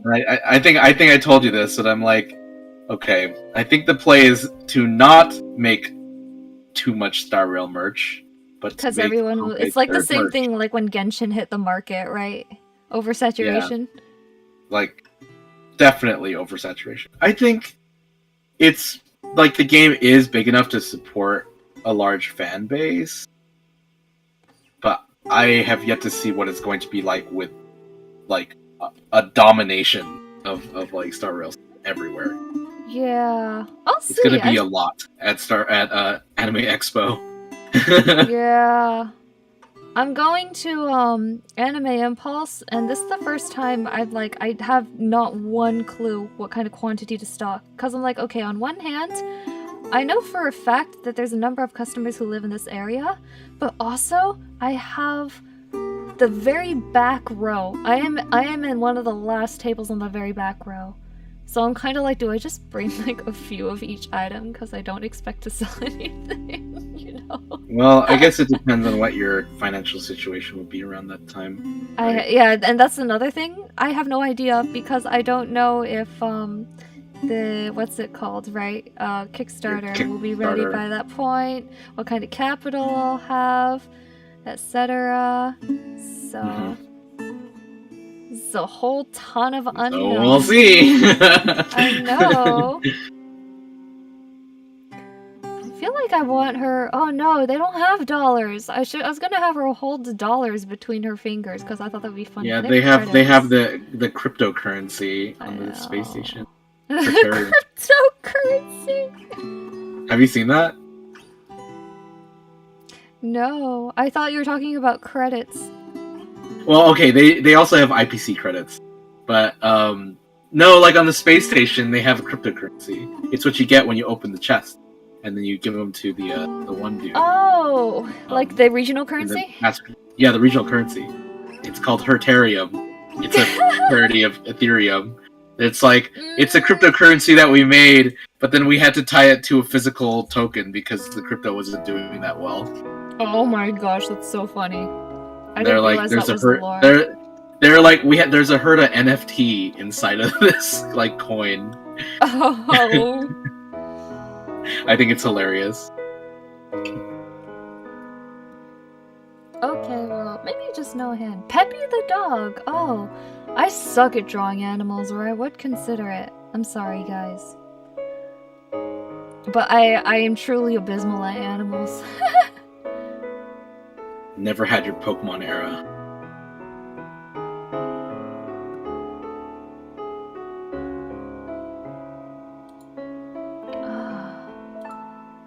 What to do with this girl?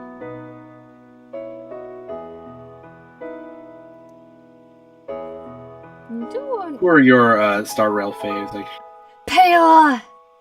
Really? Maybe I should turn this into Payla, actually. That might be fun. What do you mean by really? What do you have against my girl? Nothing. I'm just like, I that makes sense for you, Marianne. Do you just know my taste, the Lunacore? Oh yeah, I do. I mean, how long have I known you, right? Did you, when you played Star Rail, were you like, Luna would probably like this character? Yeah. With Payla. Yeah. Payla, Japard. It was really fun going and you thought I would like Japard too? Oh yeah. Well, me and Momo were like, yeah, Japard is so Lunacore. That's so funny. I don't even know what Lunacore is, so... But apparently it's something consistent. Oh, for sure. I'm sure your audience also could... My audience knows before I do what my tastes are. Yeah. Very likely.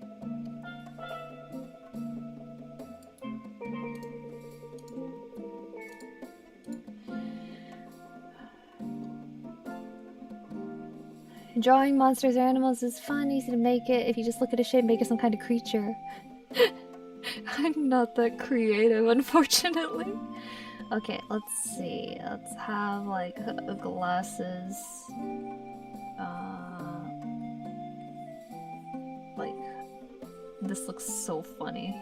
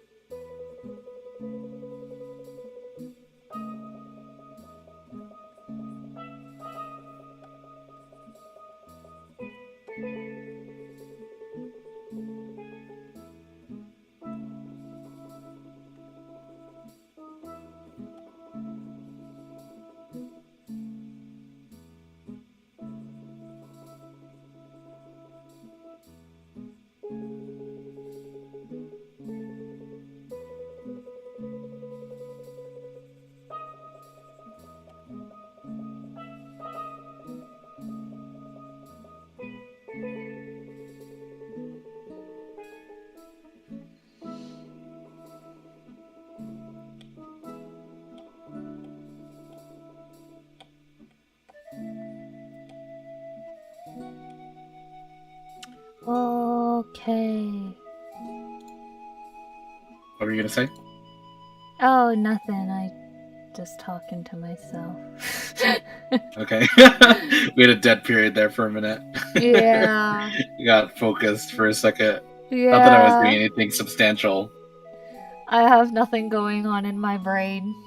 I I finished that cover and immediately all conscious thought just vaporized from my body.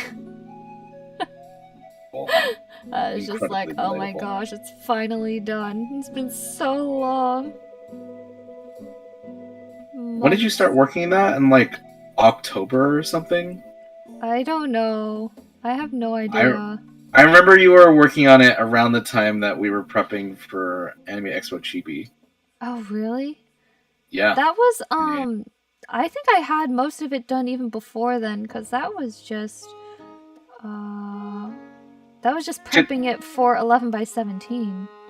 Right. Well, I guess then yeah, it must have been in September or so, Yeah. maybe October, maybe early October. I think 'Cause summer you even. were man, long time coming, huh? Yeah, it's kind of like the Marianne print. I think that print will now be a meme. That print has been sitting around since Fire Emblem Three Hopes came out and Ooh, long is time. nowhere near completion. Where is it? I have a handful of whips that are like, well, I'll get back to you one day. Yeah, You know? this piece is just sitting there. It's been sitting there for like, I don't know. When did Three Hopes come out? It's been sitting out. It's been sitting there since like 2 weeks after the Three Hopes launch. That came out last year, correct? Am I crazy? It was last year. So not actually that long ago then. Yeah. I've had a couple of whips that like have gone in and out of like, oh, I'll work on you. Yeah, yeah. I think the longest time that I sat on something waiting for it to get done, like 2018.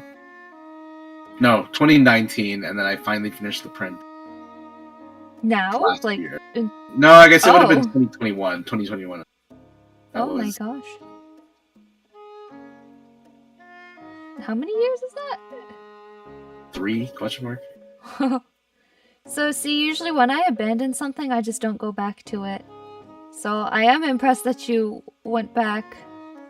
Well, I don't know. I liked it enough that I was like, I'd like to finish this. This is my Palatina. I guess I can try to pull it up. So this was pretty new from Clipboard. This is the finished product. Oh, nice. I drew this Palatina like a long time ago. Or like I drew the body for it, but I didn't know how to draw the arms. I was not satisfied with the way I was drawing it, and so it sat for a long time until I gained the technical skill to finish it. You know what I mean? Yeah. The arm looks Now super nice it's now. like whatever. Yeah. Now it's like okay, whatever. Whatever. Not that much of like a big endeavor, right? But it was a big deal for me when I wonder if I can find. I think it might be hard for me to find the exact file for it. I might be.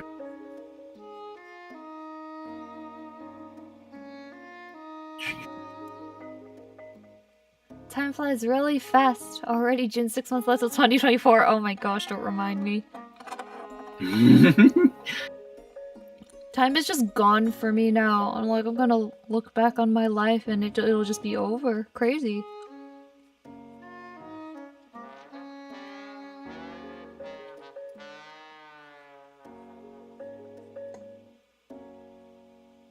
Gosh. Ooh.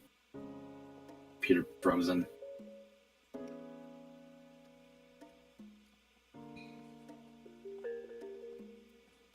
I don't know why my pencil just refuses to work sometimes. Is that a battery?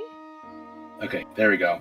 So it's kind of crusty, but I have sketch for this Palutena I made a long time ago. Wow, that's a super nice sketch, though. My Yeah, I was like, oh, it looks okay, but I'm not happy with some of the elements of it. So completely reworking it to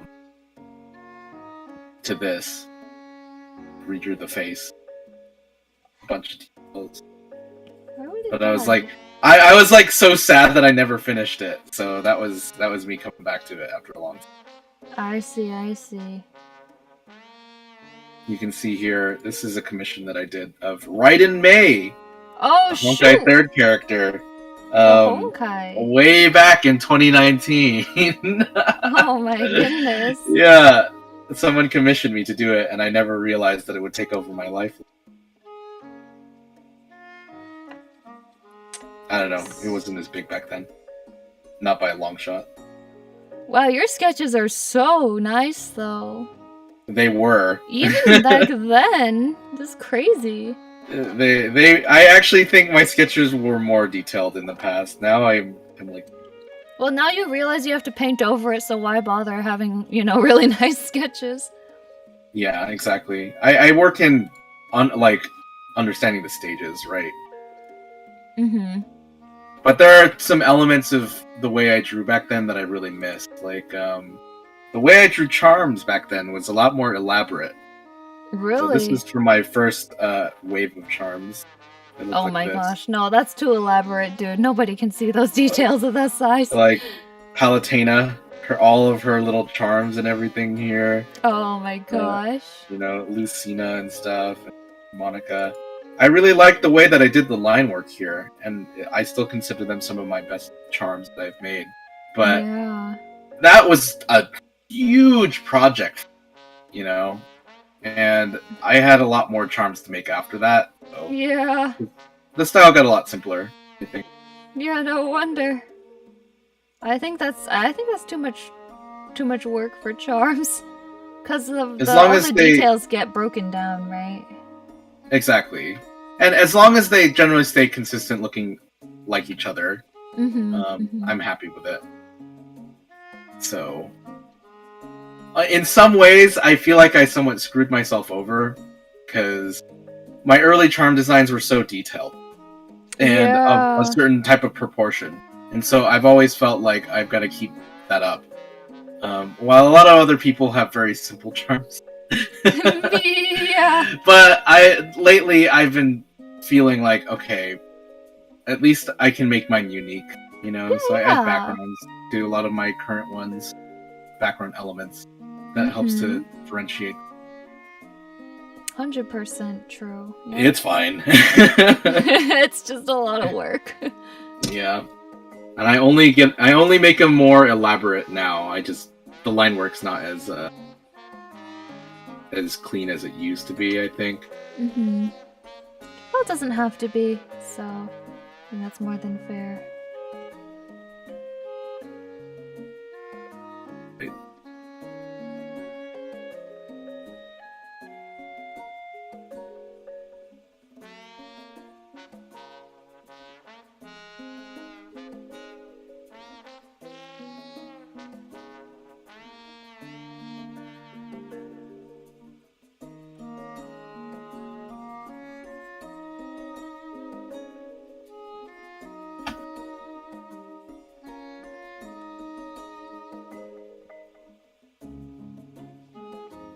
Yeah, 2019, 4 years ago. Crazy. Oh my gosh. That was when I was getting started with all of this. 2019 was when you got started? That's when I first made my merch. Wow. My first charms and everything, and went to my first con in January of 2020. And then, you know what happened after that. So Baby Marty grew up. Well, but yeah, COVID came and true. threw a wrench. But I don't know. Actually, that was an okay time for me, because what happened was I was just working for my university for a while, and going through somewhat of university life and kind of going through the motion. And then when COVID hit, I was too afraid to go back to work because I didn't have insurance. and I still Yeah. don't have insurance. But you know, I was afraid to like go in because I didn't know this whole like COVID thing, and so I was like, I really gotta make the stay-at-home work. So I was like, well, it's do or die, and I didn't die. So my goodness. yeah, but I wouldn't have made it through without all the support. Yeah, wow. I would kind of like a 3-year refund on my life. I think. Yeah, that was your COVID time.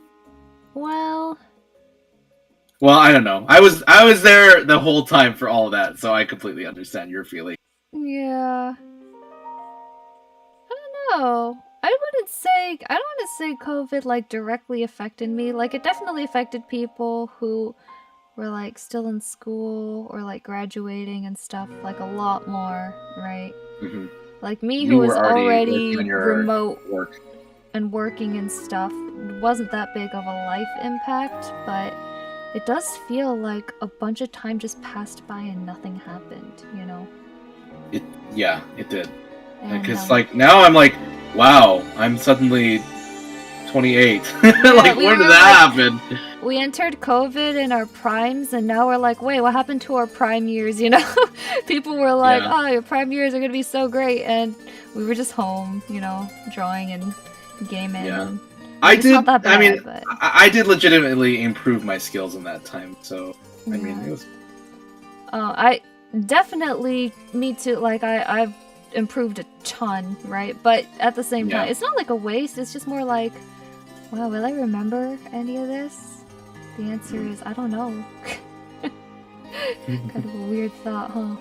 It passed in such a transient way.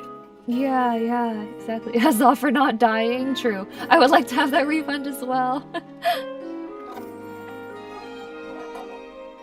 My first con back was SAC Anime. How was it? It was good. That was the first time I had my Genshin charms and Honkai charms. Like, I can't remember how much I made. I made like maybe $1,200. Oh shoot! That was a big deal for me at the time because like my first con in 2020, January 2020, I made $600 and was like, wow, I paid for my flight. I'm happy with that, you know. And then, you know, a couple years later to see that literally double was like, cool, you know. Huge, yeah. Well, that was cool. And then my next con after that, I made like $600. back to the mines.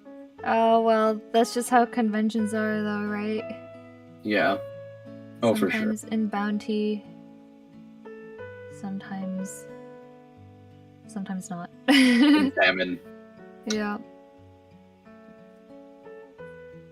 I don't think I've had a truly flop con in a while, though. I mean, I've had cons that were like, man, that's too bad, but nothing that's been like Doom since ALA. That was Doom for me. My first convention, the Doom convention.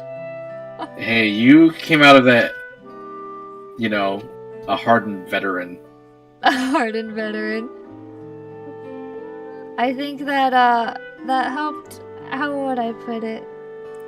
Helped set my expectations for con this year, I think. I do hope to make back what I spent, though.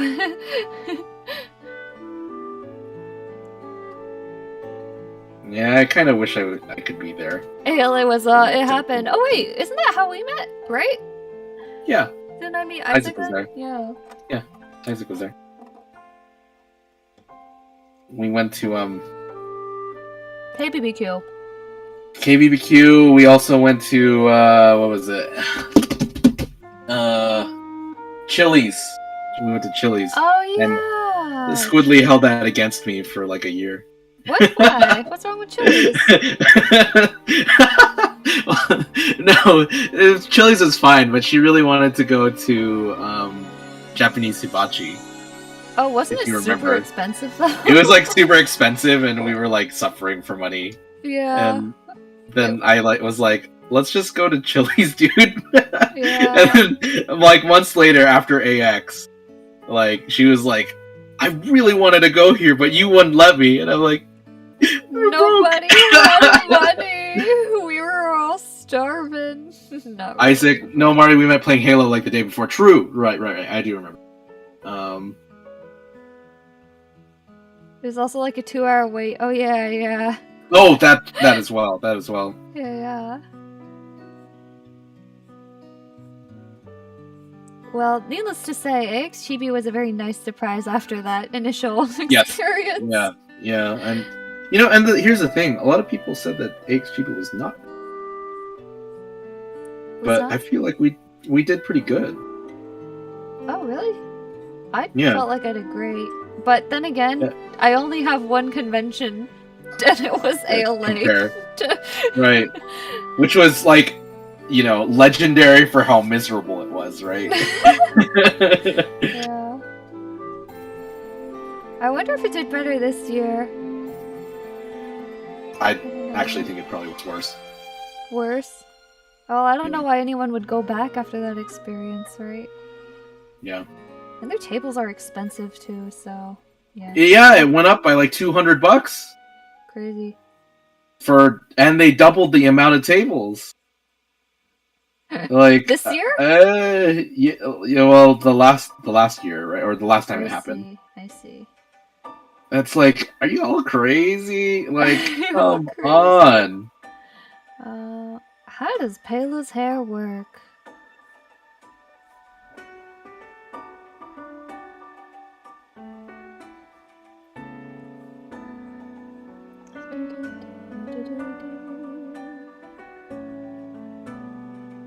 Oh man, I'm excited. I'm excited to launch my very first ebook next week. Oh, that's soon. I didn't realize it was next week. Yeah. I mean, it's already on the web and free to read. But ebook in Published support. form. Yeah. It'll look cool with a book cover and everything. Yes. Where can it be found for the people in chat? Nowhere. It's not out yet. Oh, well, in a week. Thank you. I appreciate the promotion. Yeah. Where can we find your ebook when it's out? There's gonna be a link hub at earlangtales.com, and you can read it all for free 99 now. All that juicy fantasy content available for free 99 while Genshin has a down period before Fontaine. Get your fixes in. Your fantasy fix. Yeah. Did I tell you I almost have a AO3 fic done with Japard? No way! I have to tell Momo that. It's been. I looked at my AO3. My AO3 has been.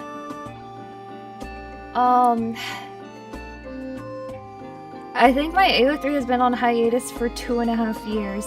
So it'll be the first fic I posted in 2.5 years. What was the last thing you worked on? Something for Three Houses, or was that your Ace Attorney thing? It was Resonance. It was Zhongli fic, actually. No way! Oh, I forgot popular. about that. Yeah. I forgot about that. I never posted it because I knew Zhong Lumi was like controversial on Twitter for some reason, so I was just like, I'm just not gonna deal with that on Twitter, so I just didn't post about it. I'm gonna call this done. Yeah, I guess if Momo likes Japard or laughing at me, either one is acceptable. She can read it. We love Japard. We love Japard. Oh, good. You have good taste. Japard is just our little guy. He's a good noodle. Awesome. You have good taste then. I've always liked Japard. Really? Good. Yeah, like I was saying, from the very first time I saw his design in the when it got leaked. I see. Hopefully Mihoyo's not listening to me.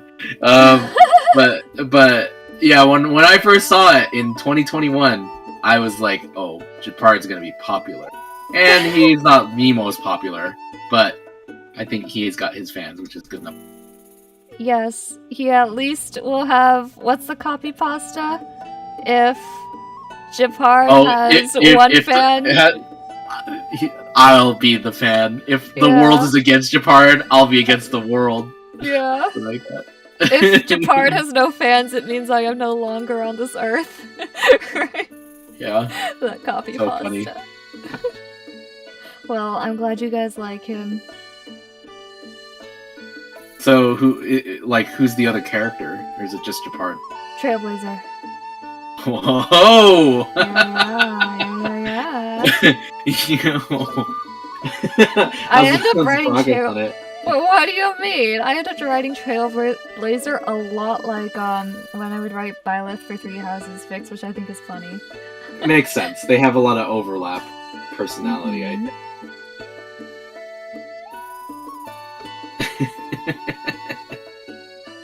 That snicker. Yeah, I mean, the very first time I saw Female Trailblazer, when her design was just a concept sketch. Because in the beginning, all we knew was the guy. Oh, really? Until the second beta, that was when they first showed off, like, her model. But before then, like, we had, like, concept art of her. And originally, she was listed as possibly an enemy model. What? That's so funny. Yeah, but then, then she became the...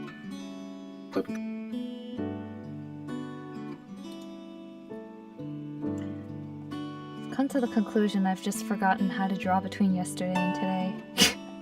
Some days are like that, Yeah, they really are. That was my yesterday.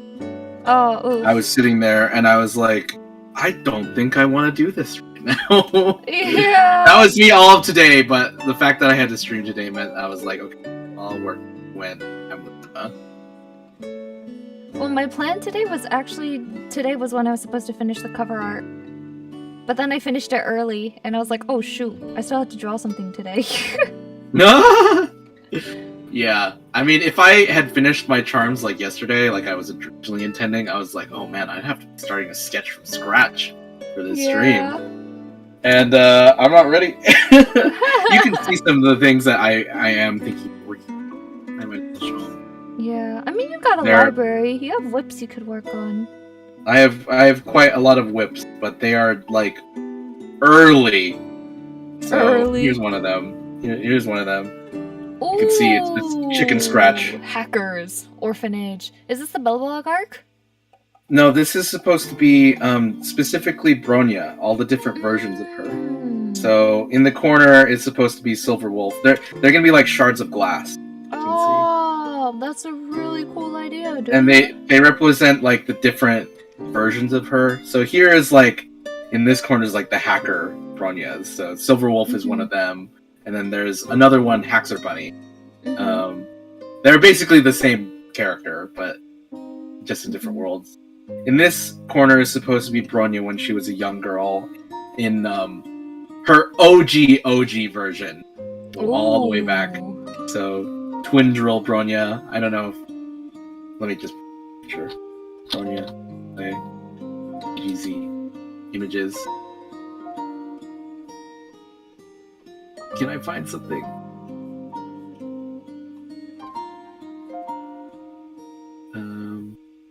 Copy image. See how crusty this will come up. Crusty, but anyway, this is generally what they look like. Bronya had twin drills and Sele had short hair. Wow. So I'm gonna have them there with. There's like a couple other characters that are associated with them in the orphanage. So I want to do that. Then this is Bronya as she appears at the end of Honkai Impact 3rd. Let me see if I can find what it would look like. Pressure of Reason. Copy image. File. Create new from clipboard. So in that corner would be Bronya is known as the Hersher of Reason. It's a title that she inherited from others before her. So Bronya was the most recent one. Welt was the Hersher of Reason before her. So you know him. Mhm. And then Welt inherited his brother. powers from this guy, Welt Joyce. So He looks like Echo- Lelouch v Britannia. he comes from a visual novel that he was like the main character of. And, Oh. that's where you meet Welt as a young boy and everything, and Welt's father and all that kind of stuff. So that's fun. And then in this corner is going to be the Belobog arc, Bronya and Okay. Sele and Kokolia. So that's the composition here. Is like Bronya here with her long hair, Sele here with her scythe. I'm like pointing my finger like you can see my finger. Here's my pen. There's I my. can see it in my mind's eye. Then here's Kokolia, Blob here in the corner. And then in the center is going to be the adult version of Bronya from Honkai 3rd. So she looks like this. Okay. Just because to me, she represents the most complete version of her. Because she's at the end of her story arc, you know? Okay. Or, Yeah. well, somewhat. I'm trying to find it. Copy image. Great new Funko Pop. There we go. So this is what Bronya looks like as an adult. This is her, like, older form. She looks so pretty. Yeah. Sheesh. So, just there in the center, and like representing all the different like, stages of her life. I call it the Bronya-verse print. Bronya-verse. That's got to be done for AX. Another one I'm planning on working on is... Wait. Another one, dude. That's a big print to finish in time for a convention next month. Oh, I'm working on 3. Oh, technically buddy. 3.5. But oh, buddy. that's the project for after I finish these charms, so they got to be done. Next one is this is a Star Rail print standee, maybe. I want it to be like a Marvel poster style, Oh, okay, or okay. like a classic Star Wars poster, if you know. Yeah. I mean, you could probably picture it. So here's like the 2 Trailblazers in the center. I've labeled like March's head, Dan Hung, Welt, Himiko, and then Nanook like overlooking everything in the corner, and probably his hand's gonna be up here somewhere. And then there's Herta Space Station. I don't know. I feel like it's pretty simple. It's just gonna be a lot of details. Yeah. Well, it's gonna be a lot of rendering, a lot of faces, right? Yeah, exactly. So that's the one that probably will get done first. The Bronya one is probably second, because I'd like to make a standee of the Star Rail one specifically. So much. Then I wanted to do a print of the Stellaron Hunters. Oh shoot! I love Stellaron Hunters. So this has gone through multiple iterations, but let's see. There was like this one where she was like overlooking, and then here's Silver Wolf, and then Blade in the back. Aww. Then I flipped it, and I was like, I'm still not happy with it. Oh, you're not. So now it's like this. Oh, I see. Okay. We'll come down to it, but I mean, yeah, that's super whippy. Let's see, and then there's another one. This is from a series that you don't know, but this is More and More Jump. They are an idol group from Hatsune Miku Project Sekai. So, they're my favorite. Cool composition. The circle. Yeah, so they're gonna be more and more jumping. So this is supposed to be their legs. I see. Here, and then there's light stick. So I want to try to force the perspective as much as possible. Ooh. And then Miku here in the corner. Let's draw her with some goofy eyes. And then her hand is gonna be out like this, like, take my hand, you know, very idly of her. Lovely. And oh man, we have 3 weeks before AX, so let's see how many I can get done. That is not much time. I know, and I'm so burnt out right now. I know. So oh man. I gotta get my mojo back, but I really want to finish all of them. You know. That's a lot. All right. Well, you know, if you want to do more streams, if they help you focus, then Maybe they don't help you focus, but if they do, I'm always down. I always have things to draw. Sure. We can talk about it. I'll probably like to at least have them off the ground before I stream. That's generally my thing. Starting from basically scratch was what I had. That's got to take major focus. Yeah. Because you're like iterating so much in that early stage, right? Like trying to finalize the composition. Really self-conscious right now because it's all like crappy sketches. No, it's fine. It's fine. That's like what I showed there. That's how they all start. Yep. That's how they all start. Usually, what I like to do is like, because I did all of these while I was at the wedding. Actually, not literally at the wedding, but in town. I was like in the hotel waiting for the during the wedding. I know. So I sitting in the hotel, and I was like, well, the least I can do is like figure out composition, right? Like that's something that doesn't require me to find references, you know, which is my primary concern. Once the composition is down, then it's just a matter of finding good references in those angles and stuff, and working from there, I think. But I'm gonna be grinding till it's time to go. Dawn. Oh, yeah. And dawn. Actually, I should say I work best when my sleep schedule is absolutely destroyed. Doesn't every artist though? Yeah, right? And so right now I am like on a relatively normal sleep schedule, and I think it actually is legitimately ruining my flow, you know? I'm like, I keep waking up at like 8 in the morning, and I'm like, what am I gonna do with my whole day? Well, I've never been a healthy human being before. I don't know. Just something about the night vibe. Yeah. Make it go easier for me. It's when the muse shows up. I was up until 5 yesterday, so... Really? Yeah. But I could feel it. I was having such a hard time with this cover, and I could just feel it was there, so I was like, I gotta finish it while it's there, and then it'll be done. So, that's how the 5 a.m. life is.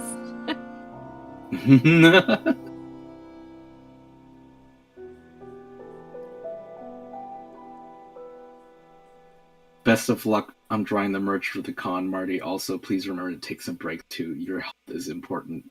It is important, Marty. You gotta schedule in a break somewhere there. There's no sleep for the wicked. No. Ain't no rest for the wicked. That's how it goes. Me as a sinful person. No. You know, the grind never ends. Just rest. No, I took some breaks this week. I mean, like 5 minutes to play Star Rail dailies. Is that your idea of a break? No. I took when I first got home from Colorado. I collapsed for like 2 days. Oh, good. Okay. I was like, okay, like I gotta take it off. Like, I've gotta relax. You know, doing 3 back-to-back trips was a lot. Like a lot. That was a lot. And you know, I used up my social battery that I usually have allotted for 1 month 3 times in a row. So I was like, okay. Yeah. And also, you know, like a wedding is on some level a bit of a stressful thing to think about, like going to. I haven't been to one in quite some time. And especially one that was like a trip. So it was like trying to, you know, wrap my head around like my appearance and all that kind of stuff. Oh wow. My stuff. And like, so when I went to this wedding, I had long hair. I have long hair now, and beard. Sheesh. And I was like, oh my gosh, like mom and dad, should I just cut my hair and shave my beard so I go back to my clean look? And they're like, no, it's you as you are right now, like stay with it. And I'm like, if mom and dad say so, then it must be okay. And then I went, and it turned out it's in Colorado on a ranch, so everybody had cowboy hats and beards and stuff anyway. So I was like, I'm not that out of place. I see. But I did shave this morning. Beard was getting itchy, so I'm all clean. And I actually am probably gonna shave my hair. Not shave. I'm gonna cut my hair when I go to AX. I'm gonna be back to my like short-hairedness. Just look more approachable that way, basically. I think so, and yeah, I do think I must be on some level a little bit more approachable as a clean cut look. But I mean, that never stopped anybody. I mean, plenty of people approached me when I was, my scruffy self. These last two cons. I'm actually surprised. Like, my thought is like, I don't know, maybe young people like will look at me and be like, "Oh, look at this scruffy man. I don't want to interact with him." But no, it didn't seem to bother anybody. People talked with each other. Yeah, I don't think they mind. Especially when artists are like behind the booth. It's just kind of like, oh yeah, it doesn't. You draw. How you look IRL like is whatever. Yeah, it's just like that. I don't know. I feel like I do a pretty good job of presenting myself as approachable. Like once people get to talk to me. So I don't know. I have fun at con. I think it's funny because on some regards I feel like I'm an introverted person. I keep to myself in real life a lot. But like I guess I try not to like impose on people when I'm like tabling. Like I'm not the kind of person to be like, "Hello, welcome to my table. Well, these are my deals that are going on, and this is how much they cost. Have a look around and enjoy." I'm not that kind of person. Some people are. I'm not. I like to. For me, my shopping experience, I like to just show up, look at stuff, and if I'm not interested, walk away and not feel pressured. Well, same. Being sold to. So I try to be low key. But if someone approaches me and wants to talk, on the other hand, like I would like to be interacted with, engaged with, right? Yeah. So to people who are willing to treat, who want a human experience out of me, I'm happy to be that person.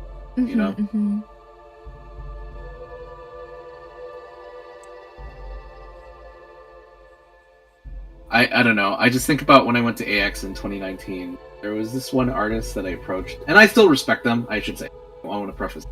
But, like, there's this one artist I approached, and I was like, oh my gosh, like, I love your art so much. I've been inspired by it, Like, it was, like, it's such a pleasure to meet you, And I was, like, gushing to them and all that kind of stuff. And they were like, eh. Like, really? Very tired, and they're like, "What do you want to buy?" And I'm like, "Oh." Whoa, that's shocking to me, actually. I mean, I don't think it was as frank as that per se, but that was like the vibe that I got from them. It was like, "That's nice," basically, and I was just like, "Oh, I really respected you, but you." I mean, I understand you're probably very, very tired, but for me, I don't know. I don't want to be like that. Yeah, I agree. I always have time for people, or at least I try to. I try to make time for people who are happy to see me, especially, Yeah. That's the least I can do.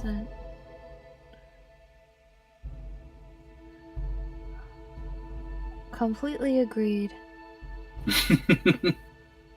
What was your experience when you were, manning the table yourself the whole time at Anime Chibi? Like, your customer experience? I don't think I ever talked with you about it. Oh yeah, people were like really nice.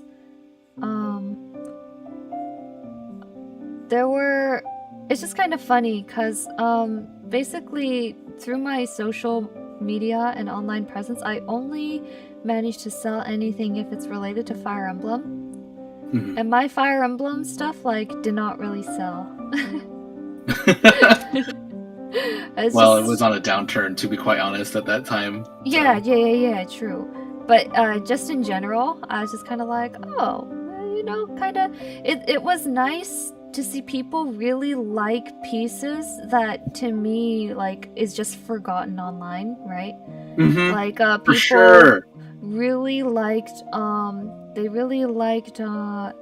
my Final Fantasy job pins, which are completely Right, I remember you were like so excited about that. I know. And then like they didn't sell it all, and I didn't even break even on the manufacturing cost, and I was like really disappointed. But then people really liked them at conventions, so I think it gives you a chance to basically get an audience that you wouldn't normally get. Right, because every kind of eye is now suddenly on your work. Yeah, or the landscape, like the near landscape. Right, I remember that so well at ALA. Yeah. So. But what were we gonna say? It always. It always tanks on social media, every platform. But then it like sold really well, so I was like, oh, okay. Never really know quite it's what to think. nice to know that like you're not just crazy, and sometimes it's algorithm or etc. Yes, I think exactly. Like that's one of the things that really encouraged me a lot is that like when I put and why I don't really care about my reach on like Twitter anymore or anything like, because I'm like, I don't need to extract my sense of value from my social media reach. I mean, it would be nice for sure to be popular on twitter.com,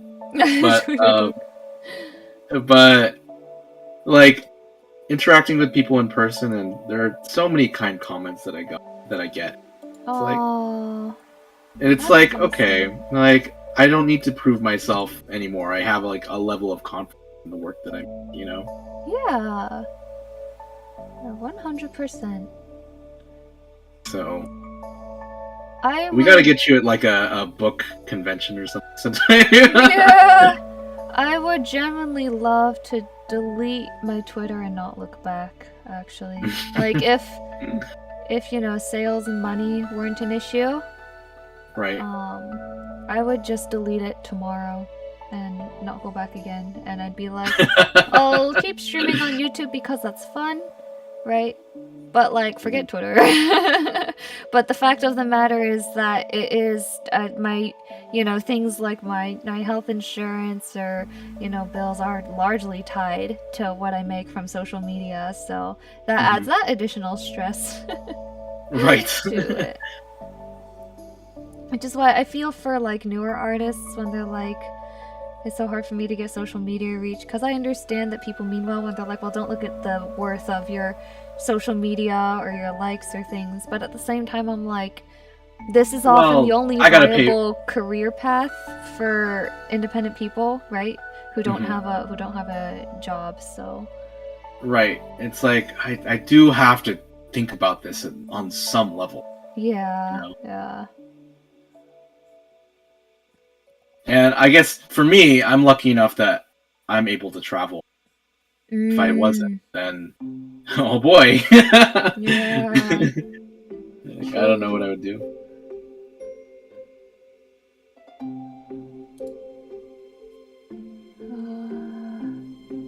Darn. I do miss having the really nice turnaround. Like I could have opened the game on my phone, but that sounds like work. Well, you're thinking about it now. Why don't you just do it? Because it like kills my phone whenever I open that game, which is why I'm thinking of moving it to my computer. Oh. I actually with my con money, I bought a portable Windows gaming device. Whoa! Yeah, that sounds like a fantastic idea. Let's see, it's called the ROG Ally. I pre-ordered it. It's gonna come in on Tuesday. It looks like it's like a Switch, but a computer. Can it hook up to an Elgato capture card? Yeah, that's what I'm planning to do. I'm trying to get a picture of it. Let me know how it performs. So this is what it looks like. Oh my gosh, that's so cool. So it's coming in on like Tuesday. If you've seen the Steam Deck, it's basically that, but just Windows. And like, I'm actually really excited. Yeah. Because I'm like, finally I can play like in bed and like comfortably, just like laying down, play all these computer games that normally I'd have to sit at my computer for. And I'm probably gonna put Genshin and Star Rail and Honkai on this, so I don't know, like I can play them on my phone, of course, and that's like fine, but buttons. I love buttons. Oh, it's not just that, but like mobile, my phone like dies. Right, and like my phone battery and my phone storage space, all that jazz, right? Especially storage space. So, yeah. I actually thought about getting a Steam Deck, but I have a Best Buy credit card, and they don't have. I see. they don't have the Steam Deck there, and I don't know. Like, you can't play Hoyoverse games on the Steam Deck without like messing around with it like significantly, and I don't know. I'd like it to be a seamless. Isaac said. Yeah, most of my computer games are not on Steam, actually. Really? Probably because they're like free to play stuff.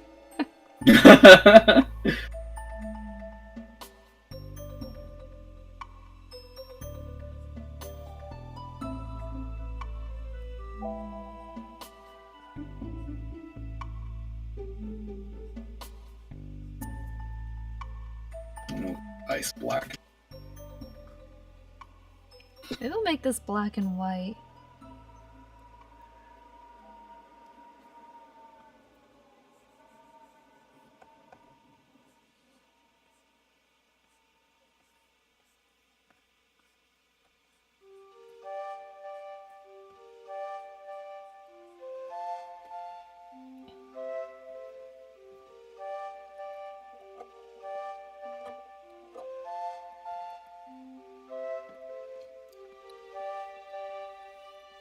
Gen actions mean a lot by meeting artists at cons.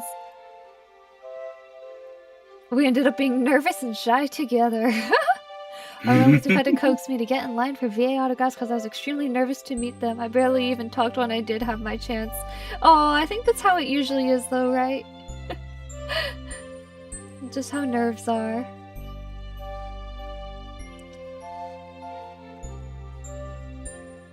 It's fine. I think most voice actors I've like met or interacted with are super sweet and understanding, so they're probably just like, oh, this poor person is nervous. Yeah, that's what I feel whenever I meet nervous people who come talk to me. I'm like, don't worry, I am just a dude. Like, I'm just a dude. I am just some guy. Like, it's no need to be nervous. And I'm not anybody famous. Yeah.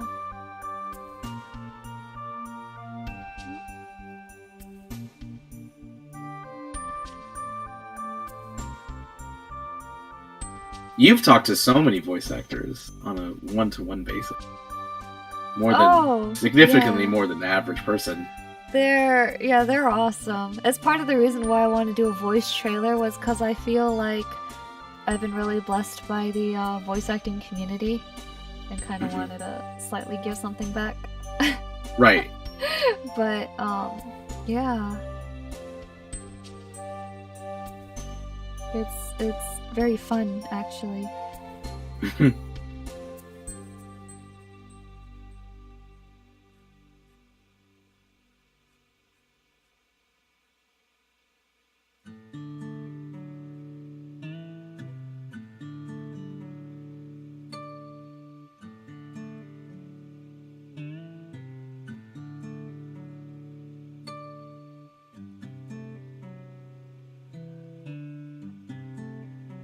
Oh, I hate drawing hands from this perspective specifically.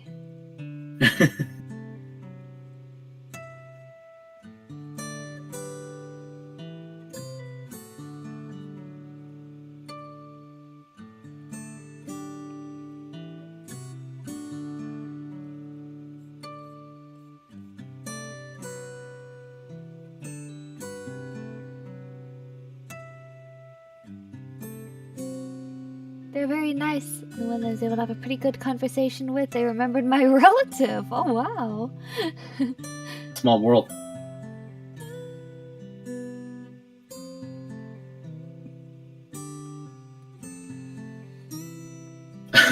speaking of voice actors, at the last the last con I was at, the husband of the person who does the voice for Nilu and Arlen. Okay. Wait, who's Daniel yeah. Chambers, Okay. I think. Her husband was there and came to my table and was like, "Hey, do you have Arlen?"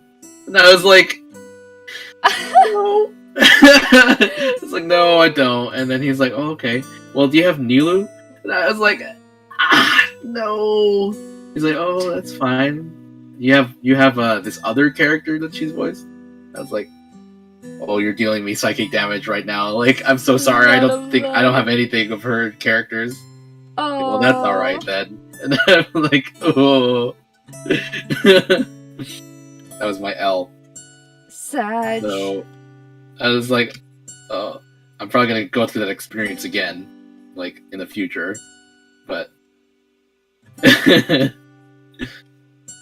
sorry, I even intended to make a print for Nilu for the last.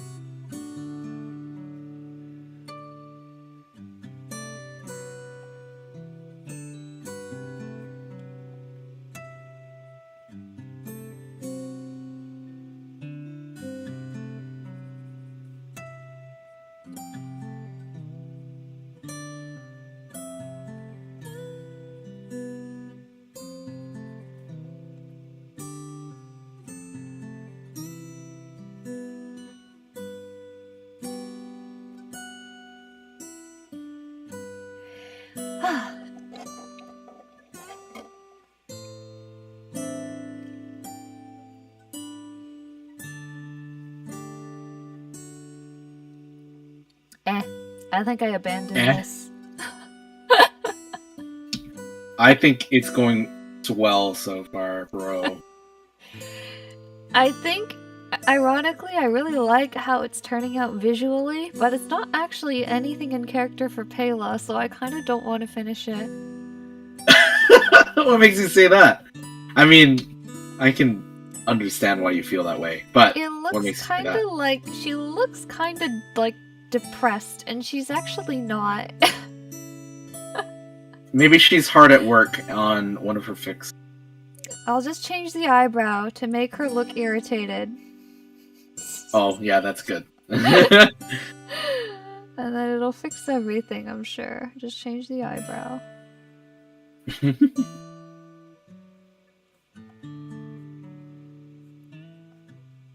There we go. Now it's in character.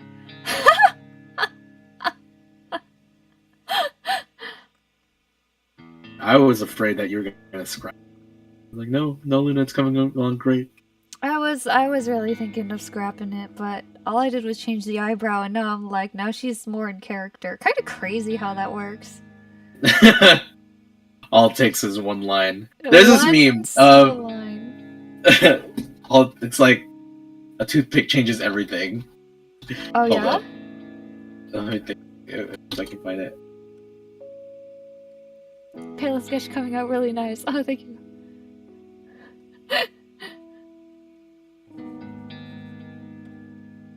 Here's the meme.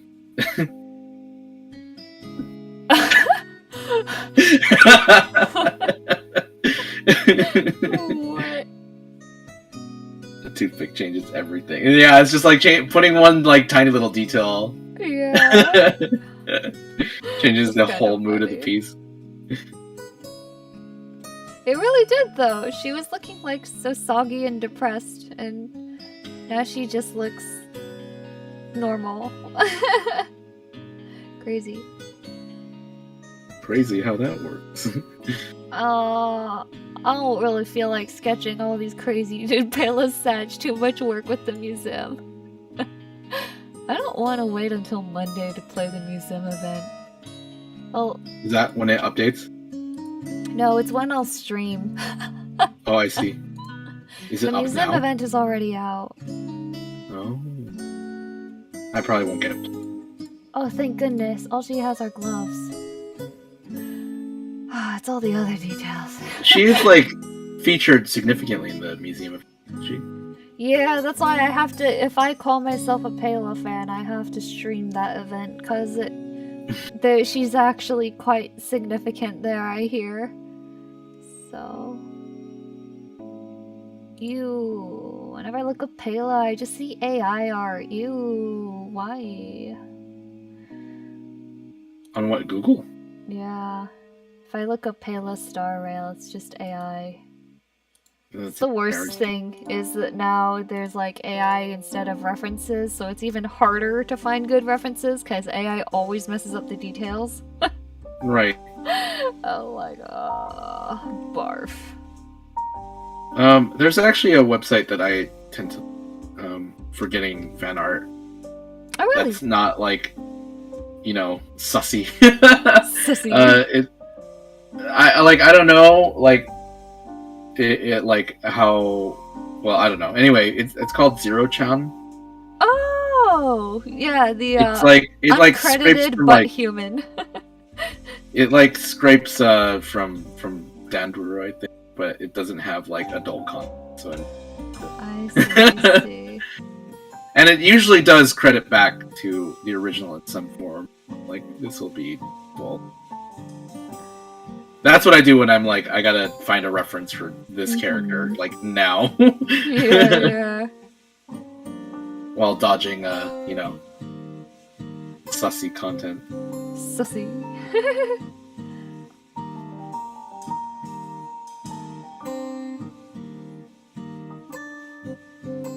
Yo, Zero-chan, I had forgotten about that type for so long. I used to rummage through it all the time. Yeah, that's good. And I don't think there's any AIR on Zero-chan as far as I can tell. So I know that the AI Inquisition is horrible on Pinterest. Pinterest is nothing but AI now. really, Yeah.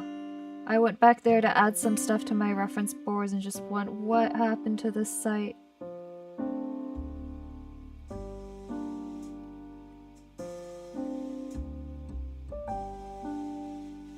Okay, time to clean this mess up.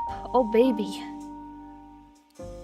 Oh, you're right. I like how it turned out, shockingly.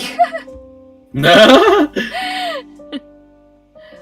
give up. It's best.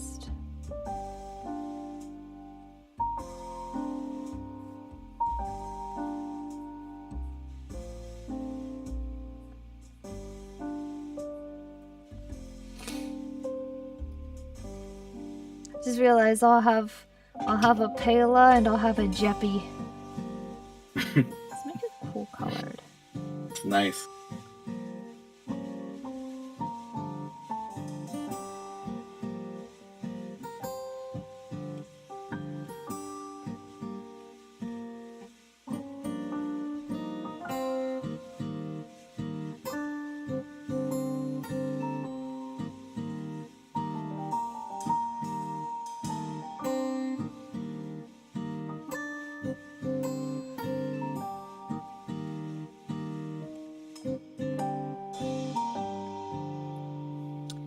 Okay, what are those in her hair? What are they? Why do they exist?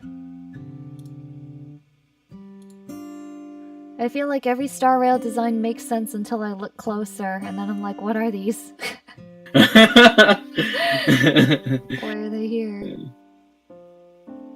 All just to fill in detail. Yeah.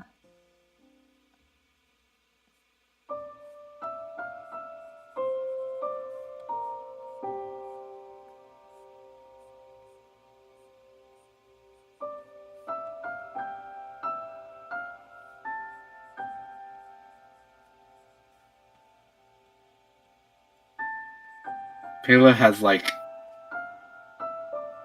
just like measuring these like measuring lines on like her tights. I think that's like really funny. Oh, are they?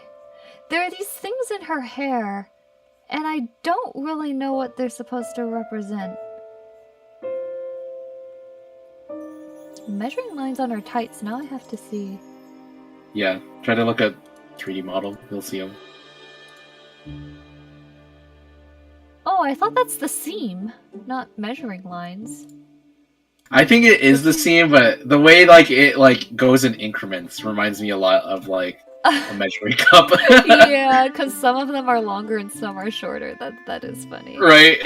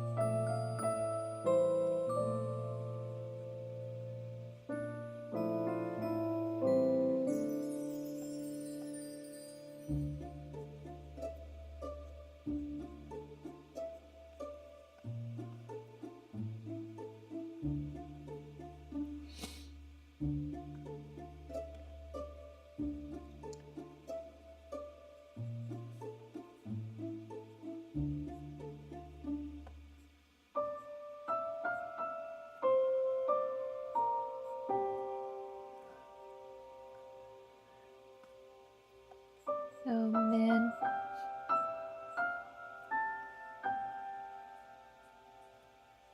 There's so many just like details in everything. Toyo. True.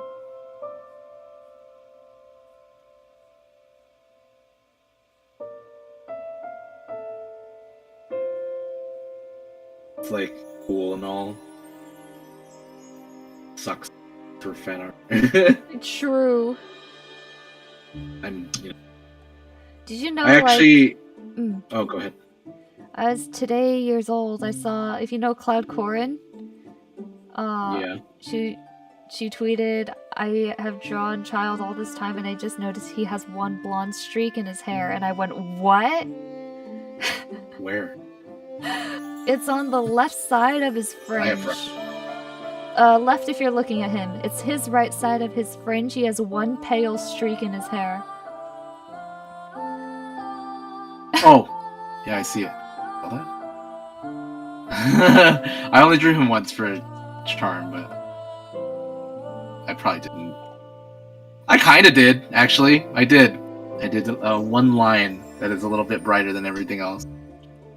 Okay. Wow, you have good eyes then. I never noticed, not once. There are all sorts of details that I never noticed.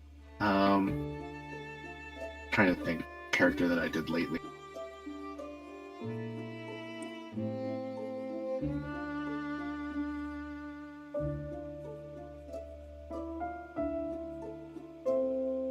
Like March, I've drawn twice, and I only noticed certain details on her recently when I was drawing her again, and I was like, wow. I can't believe this.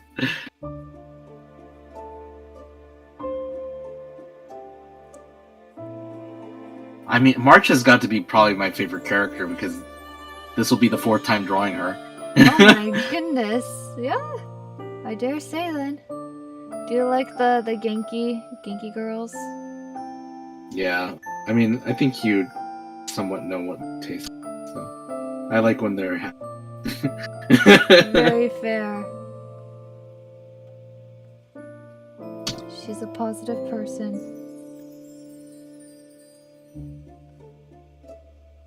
What is this?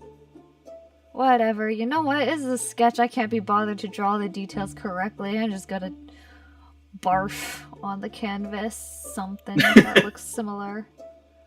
Yeah. Sometimes you gotta do that for sanity. I like, this is not meant to be a 6-hour study. Piece. Yeah. It's I wanted to draw a cute girl. And that's it. I wanted to draw a cute girl and exercise a facial perspective I don't usually do. It looks nice. Thank you.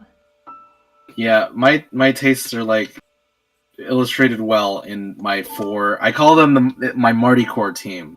Your Marty Core team? Like, in Genshin Impact, there are the 4 characters that I like the most. It's like Amber, Noelle, Yoimiya, and Shinobu. You know, people who are just nice people. Nice people. They're all very nice. They're all very pleasant. Shinobu's quite different from the others, though. I find that interesting.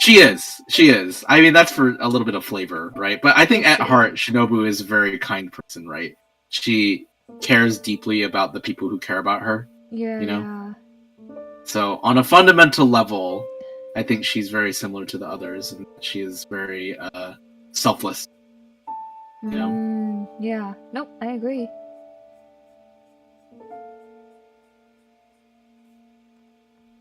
I don't know if you saw any of the clips of, like, there was a Yoimiya story quest that happened recently. Oh yeah? It was very, very cute. Aww. She got a second quest, and it was basically just hanging out with Yoimiya. Oh. So I don't consider that to be much of a spoiler. I see. Just hanging out with her, and she's just a good noodle. So that's good noodle. I see. Now that I think about it, I think all the guys who are Lunacore, like Marth, Japard, aren't they just paladin mains? Yeah, righteous. Yeah, I don't know. I had a phase. Yeah, that's what I was like. That's what me and Momo were like. We were like, okay, Japard is very Lunacore because he's like Marth. For real? That's so funny.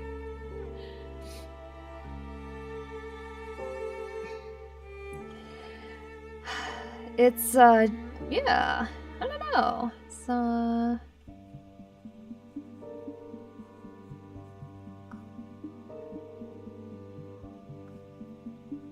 I totally forgot what I was gonna say, I guess.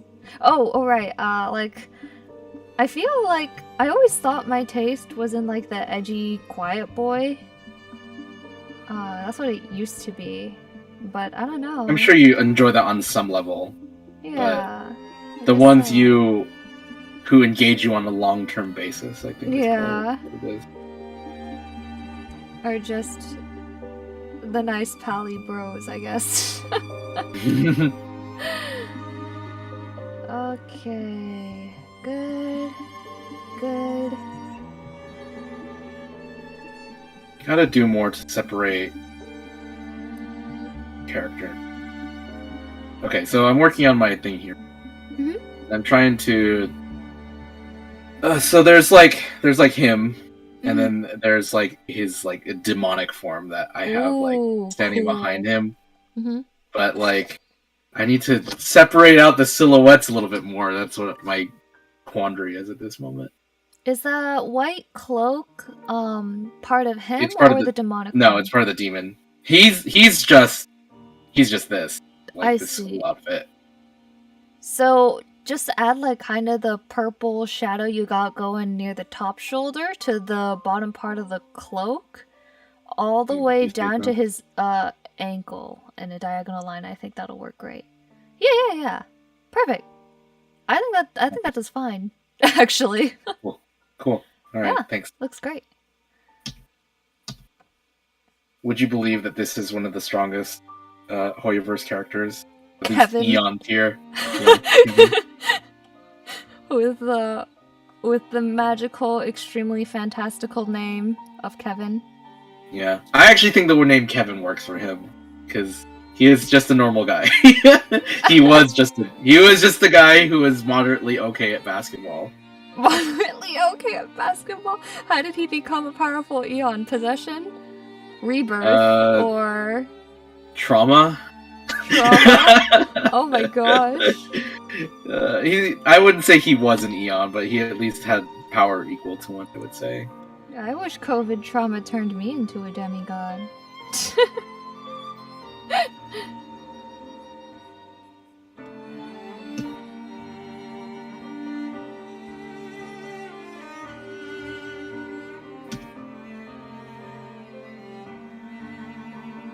Lunacore is nightly nights.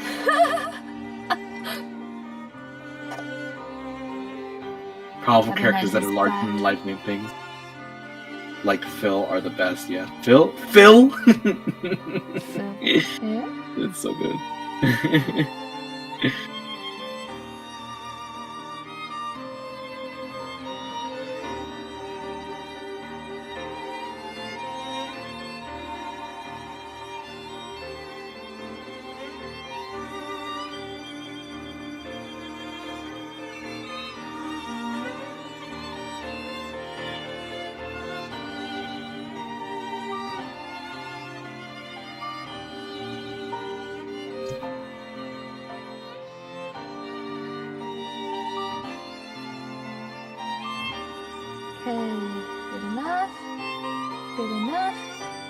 Good enough.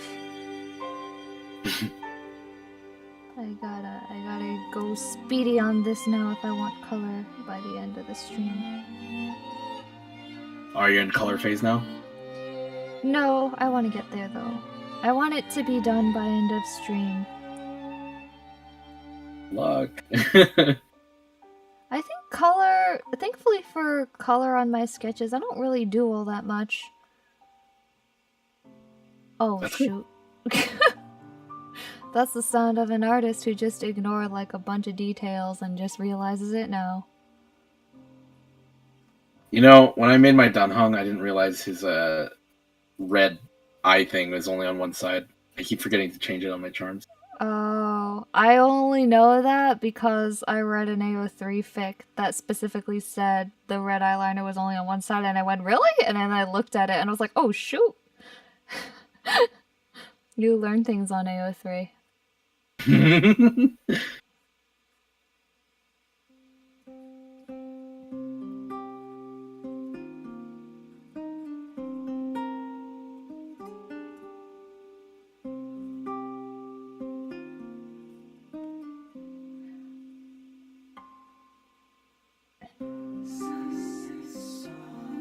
I do hope it doesn't just completely die thanks to AI, though. That'd be really sad. AO3? Mm-hmm. Because FFnet is like completely dead. Oh, why is it like being overwhelmed by AI-generated garbage?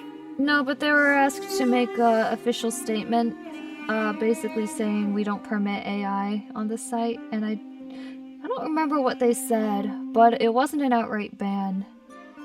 So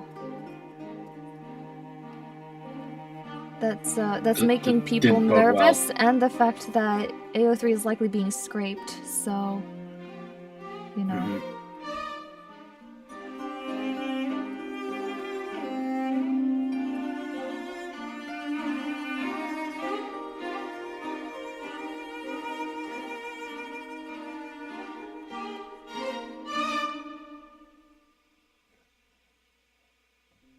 Luna, do you own a PS4 or PS5? I'm gonna steal my brother's PS5 when the port comes out, the Star Rail port comes out. Q4 2023. Yeah, whenever, so that my phone stops just perishing on stream. Live footage of my phone just dying over and over.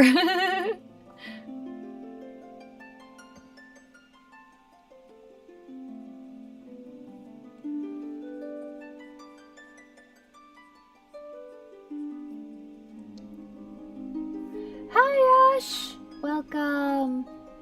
Gonna call it for the night. Been fun stream. Look forward to final results. You have a good one. Bye, Drew Brothers! Thanks so much for dropping in. Yeah. Dedicated art streams tend to be on the quieter side. But yeah. It's nice to have you guys drop in. Trying to make conversation.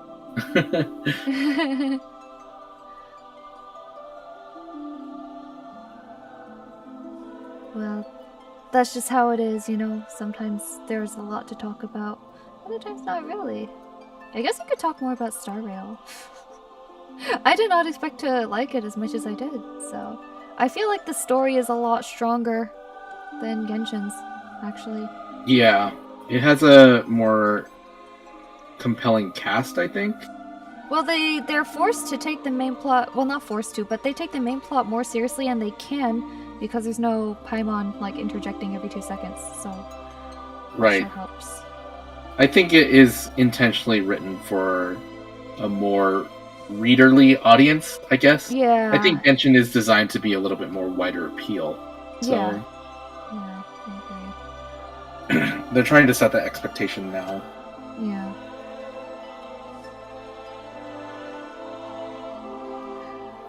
Which I like. I like that. Me too.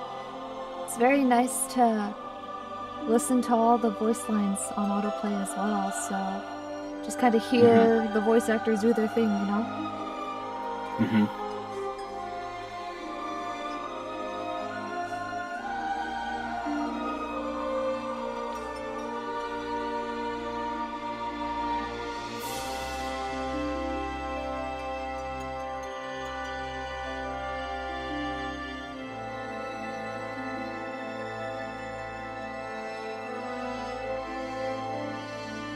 I think my favorite vocal performances in Star Rail are by Sampo and Oh, he's so good.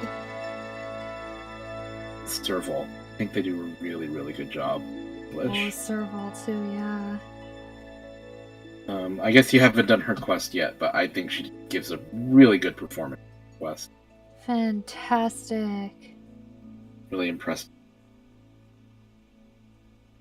There's somebody whose performance I really love too. I think Sampo, he's given so much room just to, like, you know, bring character, and he did such a good job with it. Yeah, exactly. And then, you know, they left him on such an interesting note at the end. Oh, that's cool. I don't remember, honestly. So, at the end of the Belobog arc, he's there, like, talking to the screen. Wait, really?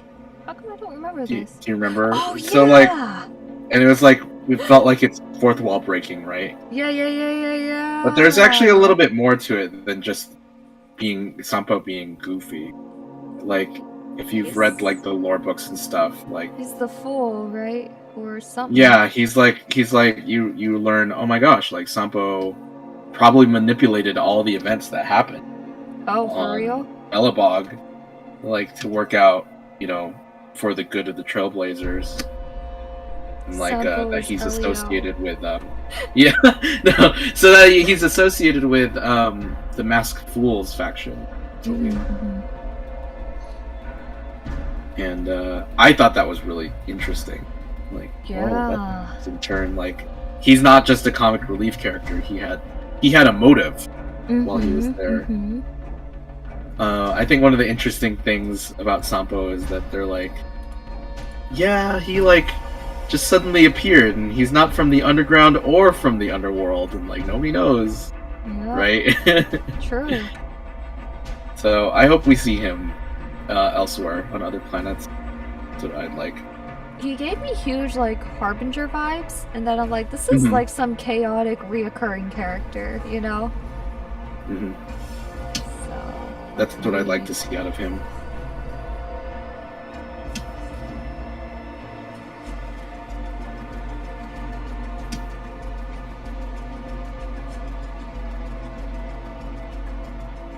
I'm like trying to cross my eyes so I can see what this looks like from a distance, if it's like readable. Very understandable. Especially because this has got so much density of color. Mm. Kind of the primary concern here.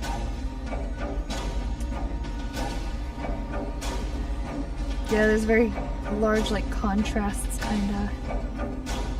Yeah. What's my music program playing? Why does it sound so ominous all of a sudden? Why is it playing that? I didn't tell you to play that.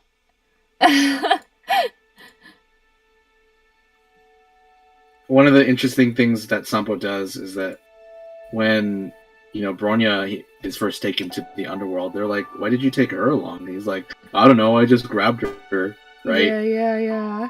But knowing that he was manipulating things is like, oh, like, he did that on purpose. Mm-hmm. Like, what an interesting turn of events.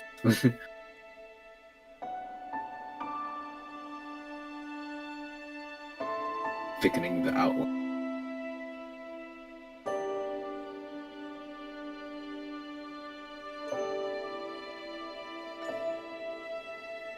I wonder just what he's got hiding up his sleeve. Who knows?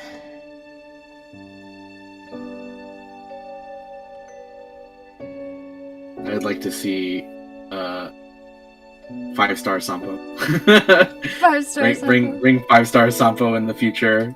And we have some other confrontation with him in the future. I think that'd be cool.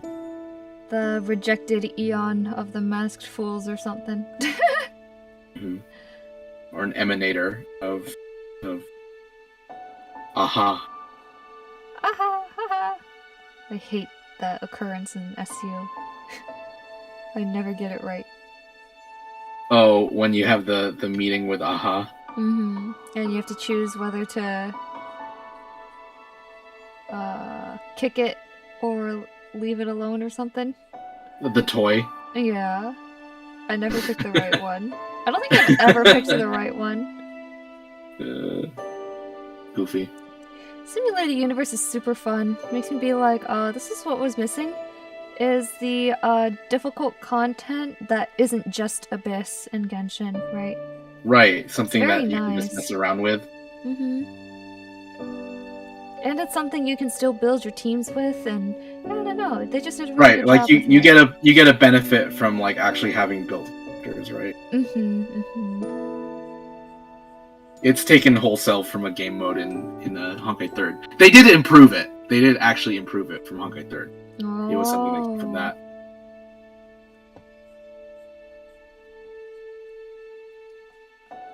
It was a mode called the Elysian Realm.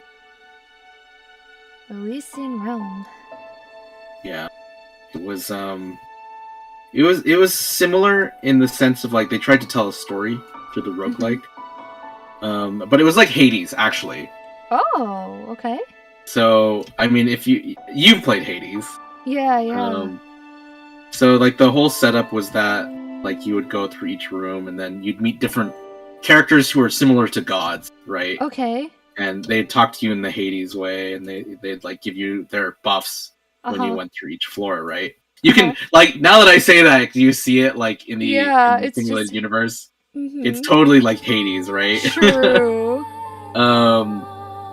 So it was like that, and then there was like a story that went through it, and so after there was like 17 floors in the Elysian Realm.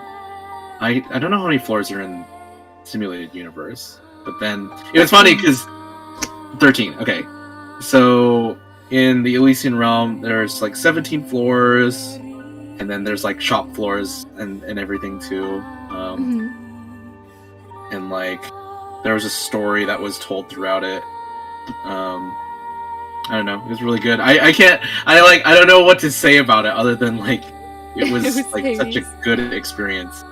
I actually think the way they do it in Simulated Universe and tell the story isn't as good. I think the mechanics are a little bit more fun.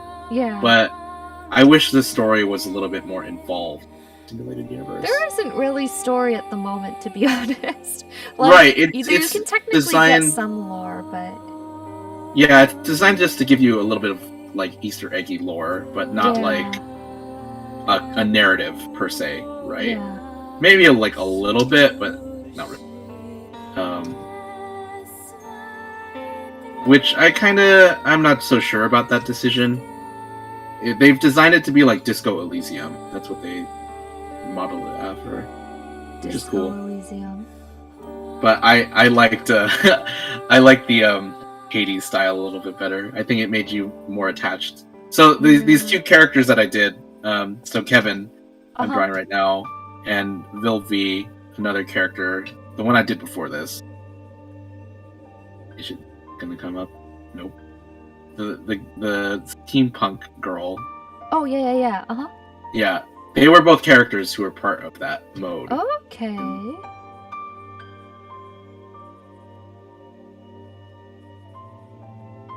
I'm getting my opportunity to tell you about Honkai Third lore, so nice, making the most of it. yeah. And it's relevant. It's relevant for once. Yeah. It was a similar setup where they were simulations of their real self. Okay.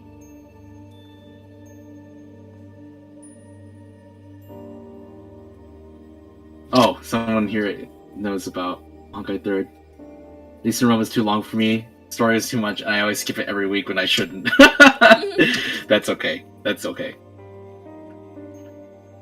The whole idea behind the Elysian realm is like, there are these characters known as the Flame Chasers, and I guess I'll tell you about it because it may become relevant one day in Star Rail. The Flame Chasers were a group of 13 heroes who were supposed to try to save the world from the Honkai threat. Okay. Which is like, Honkai is like just this force of chaos that exists in the world. Okay. And it like creates disasters and everything. So Welt talks about that in his voice lines. He's like, yeah, my home planet was ravaged by a force known as the Honkai, but it still is like a beautiful world. That's like one of his lines when he talks. Is that the word they use for Stellaron in Chinese? No. I'm not sure what they use for Stellarons. I will say that Honkai is functionally very similar to Stellaron, which leads me and a lot of people to believe that Stellarons are Honkai. Okay.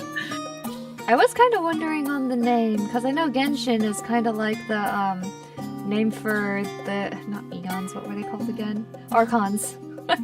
Yeah, well, so the Genshins are the are like the vision holders. A vision holder is a Genshin. Yeah. So. Oh, right. Yeah. My theory is that when they say the Genshin impact, that's like gonna be one day when the Genshins are able to attain their godhood. That's a Genshin impact. Okay. That's my theory. I have reasons behind that, but I'm not gonna go into. But anyway, Honkai. So to kind of define what Honkai is, it's like, so in Honkai Star Rail they talk a lot about something called imaginary, right?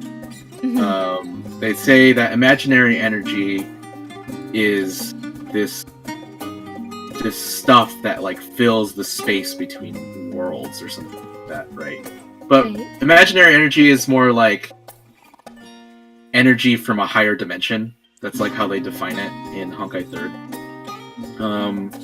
It's, I don't know. I guess it basically is exactly what you think it is from what you hear. It's like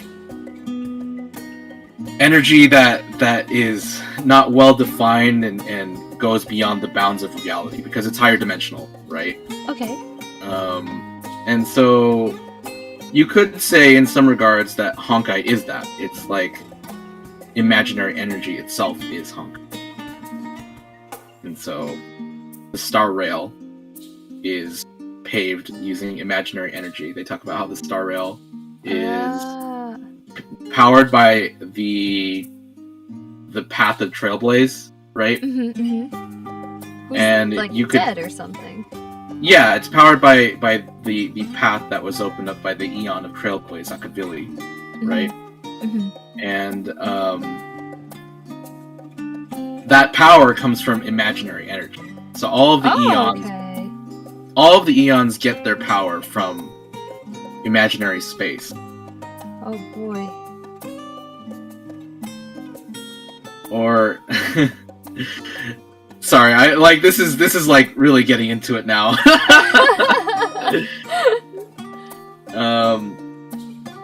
The way that they describe the multiverse in Honkai 3rd is that there's an entity known as the imaginary tree that links all of the worlds. It's this gigantic structure that, like, they describe every world as like a leaf on the branch of the imaginary tree. Okay. And it's just like this structure that organizes the entire universe. And so the world of Belobog is one leaf. The world of, well, the space that the Xianzhou Luofu exists in is one of these leaves. The world of Honkai 3rd is just another leaf. They're not like alternate universes. They're just like different spaces that exist, like in the universe. It's not possible to traverse between planets, like naturally. Like if you think about how the universe works in the real world, right? Like you can't, or you could like theoretically fly like a spaceship from this to the nearest galaxy, right? Yeah. But in the Honkai universe, that's impossible because every solar system or every planet exists within its own space, and it's impossible to escape it because every world is surrounded by this imaginary energy. You could call it kind of like how antimatter like permeates throughout the real universe, right? Or is it antimatter, or am I thinking of something else? Every universe is in baby dark matter. There's like dark matter that permeates throughout the universe, right? So every world is in baby gel. And so the power of Akavili, the Trailblaze, allows these worlds to be connected, right? It's like a way to travel through the imaginary space between all the different worlds. So Genshin, the world of Teyvat, is also one of these leaves. So theoretically, you could travel from, one of the Star Rail planets to Teyvat. But, for all sorts of reasons, just show you up can't. in Teyvat and then you have to download like 50 gigabytes of world data. Exactly. So it's like, of course, you can't just go to Teyvat. That's what the Heavenly Principles exist for. Yeah, it's true. To keep gods from outside of its world, and it's like Teyvat is considered a closed system. Also known as data bloat. In a lot of ways, they actually do describe the functioning of the imaginary tree to be like a server system. Okay. So like, I think that's why on some level, like a character like Silverwolf is able to perceive that she exists within a virtual world. I mean, I don't think it is like super literal to them. Like, oh my gosh, we exist on the MiHoYo servers. But on some level, their world, their universe is organized and categorized as data, right? Yeah. And that's like one of the ways they're able to retrieve memories and stuff like that. So while having imaginary element is also a big lore. Yes. So this kind of will go back to Honkai 3rd. Let me explain about the character of Welt first. Welt in Honkai Impact 3rd was known as the Hersher of Reason. The Hershers were, I guess you could call them like the equivalent of Archons in the world of Honkai Impact 3rd. I'll call Honkai 3rd Earth, because it's the only Earth in the universe. So Welt came from that world, and he occupied a role similar to an Archon. He was known as the Hersher of Reason. The power of the Hersher of Reason was to be able to like recreate any object that you understand like the function of in front of you. So like there's scenes in the manga where Welt is able to like create an entire like arsenal of tanks and battleships and stuff to use to battle with. Let's see, like Welt was really, really powerful. Let's see, I find it where he's like summoning the army. I don't know. Anyway, so that was like his thing, is that he could just summon stuff. It's if you know anything about Fate, it's like Gilgamesh doing his Gate of Babylon, but probably a little bit more powerful than that, maybe. Question mark. So that was Welt. He was the Hersher of Reason, and eventually, for all sorts of reasons, he had to pun. But for all sorts of reasons, he had to like pass down his power, and Bronya inherited his power, the original Bronya, and she became the next Hersher of Reason. So the ult that he has on Star Rail means that he knows the components of a star. Kind of. So his weapon is something known as the Star of Eden. It was... Okay, let me back up for a second. So Hershers, similar to Genshin, you know, in Genshin, like, the Archons all have a Gnosis, right? It's like a core that holds, like, their power in some rooms, right? It's like the symbol of their Archonness, you know? In Honkai 3rd, they have something similar. They call them Hersher cores. That, you know, contain the power of a Hersher.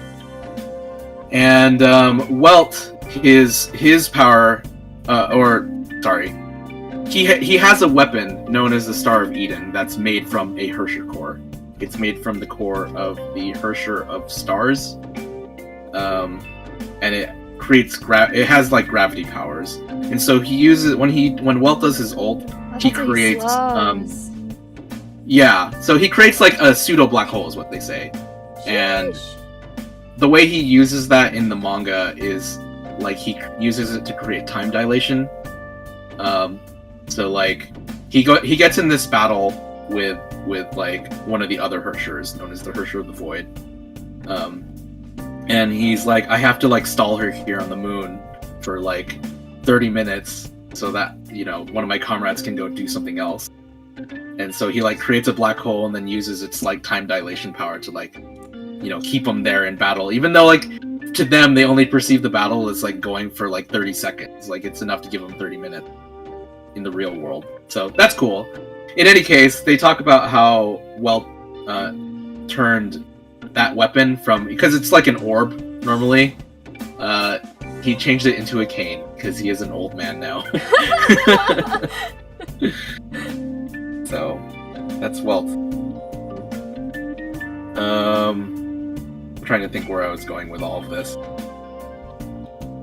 Anyway, Welt eventually went on to pass down his powers to the Honkai 3rd Bronya, and then eventually they came up and fought against this guy that I'm drawing right now, Kevin. Defeated him and saved the world. Yeah. That's the plot of Honkai 3rd, just very, very summarized. And Star Rail takes place 12 years later, question mark, I think. In the same universe? In the same universe, or kind of. So like the setup towards Star Rail, so how Welt gets there. The year is 2025. Well, actually, okay, let me back up. So Honkai Impact 3rd's main story happens in the year of 2017. What? Basically. Where's all our spaceships? And then they save the world. They save the world, and then it time skips to 2025. Then in the time skip, Earth is invaded by a bunch of aliens. Oh. And Welt is at the center of all of this. he's like, wow, we never dealt with aliens before. What's up with all of this? And so they go and deal with that.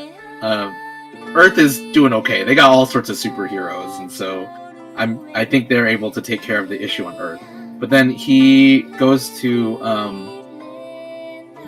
they like him and like another guy who will probably appear in the future in Star Rail.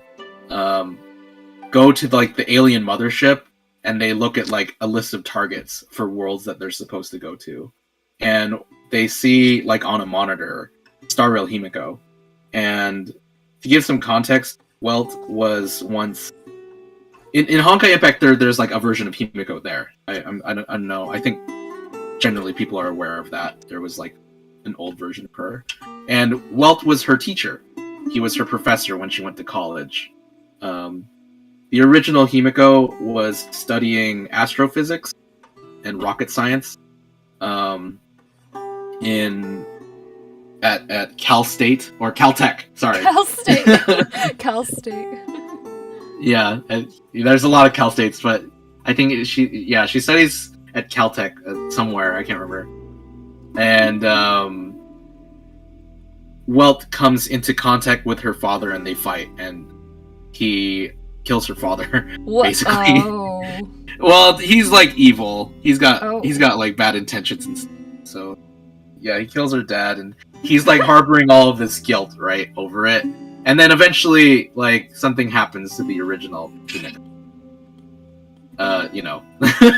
So Welt is carrying all of this guilt, and then years and years and years and years later, like, there's the alien invasion, like I was saying. He's on the spaceship, and they see like a version of Himiko is one of the targets, and then he's like, "What's going on with this?" And then they're like, "Yeah, there's another world out there where there's like another version of your student, and they're going to be attacked by these aliens." And he's like, "Well, I gotta go save my student," he says. And then that's like basically the end of that manga. And then we learn in Star Rail. So Star Rail takes place after all of that happens, and he's been on the Astral Express for a while. Welt and like his other companion were the very first travelers on the Astral Express other than Himiko. So apparently at some point they went to her world, saved her world from an alien invasion, and then got stranded with no way to return back to Earth. Ooh. So Welt's whole journey is like sad. Somehow going back. Yeah, it's like kind of sad, but like he's having an okay time. But he talks about, I have a family back home, like I want to go see them.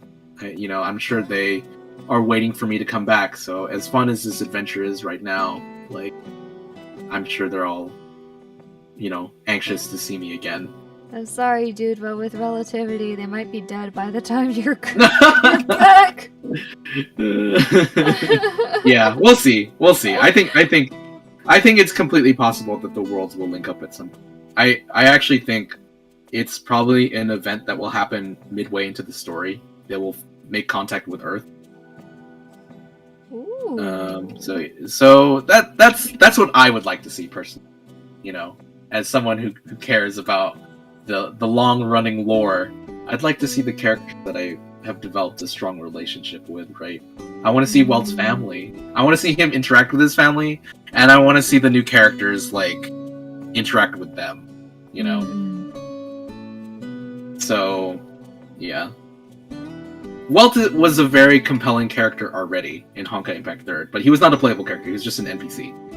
He was an NPC? Goodness. Yeah, he was just a dude, like, who was just there.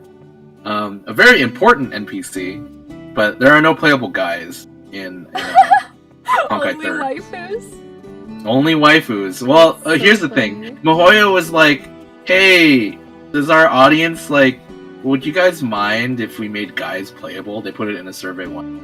And the player base in China got so mad about it that they were like, "Okay, we're sorry we ever asked."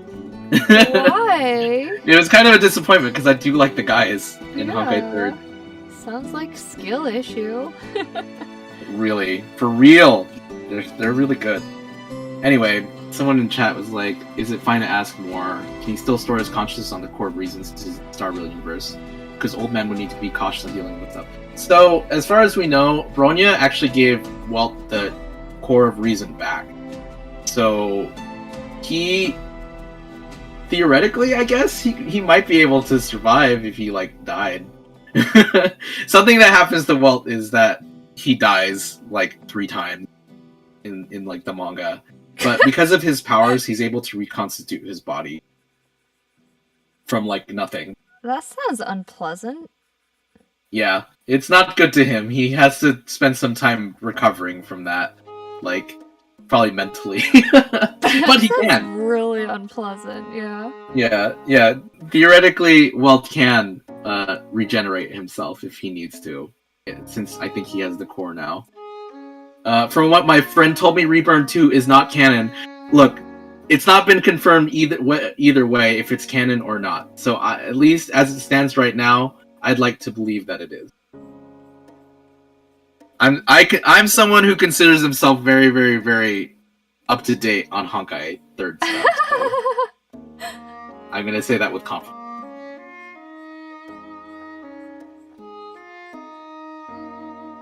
But it could not be canon. I'm also saying that if I'm wrong and it's not canon, that's fine.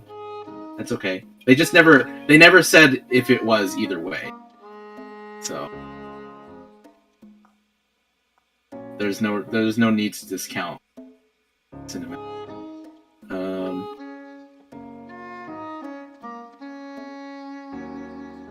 My Clip Studio Paint is... I guess I'm gonna have to restart. The stream has ended. Is that because you're restarting CSP? Yeah. Okay. Yeah. I'm gonna go ahead and take it down real quick. Just in case there's sensitive information. Oh, yeah, totally. Let me know when you're... We are so back right now. Okay, awesome. That's the saying that people are saying these days, right? We're Really? so back. Yeah, it's like, there's like 2 ways to say it. There's like, we're so back, and then we're so over. Or it's so over. I have never I've heard of seen that a that. lot. It's like a recent saying. I just think it's really hilarious. Well, I gotta say, this lore dump is just what I need at midnight. Is it? I'm sorry if it's a lot. I know it's a lot.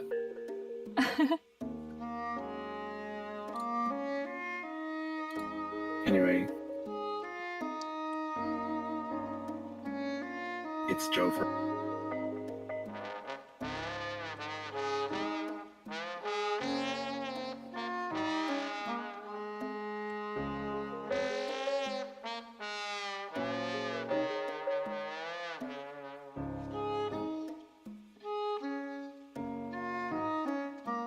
No, it's great. I can feel my brain getting bigger.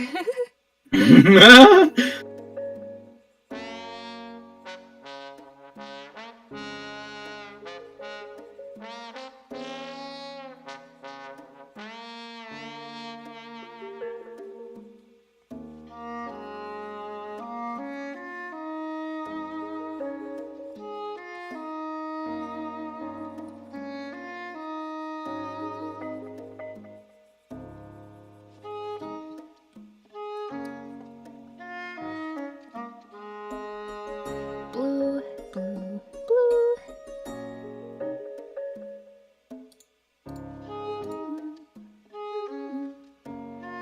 I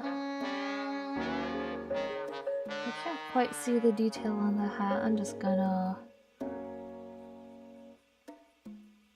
make it up.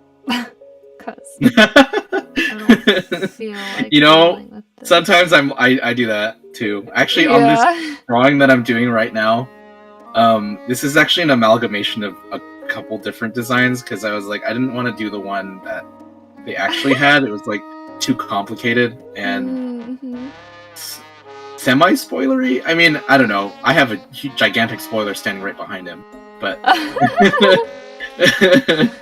I don't know. I wanted to do him in the basic outfit. Yeah.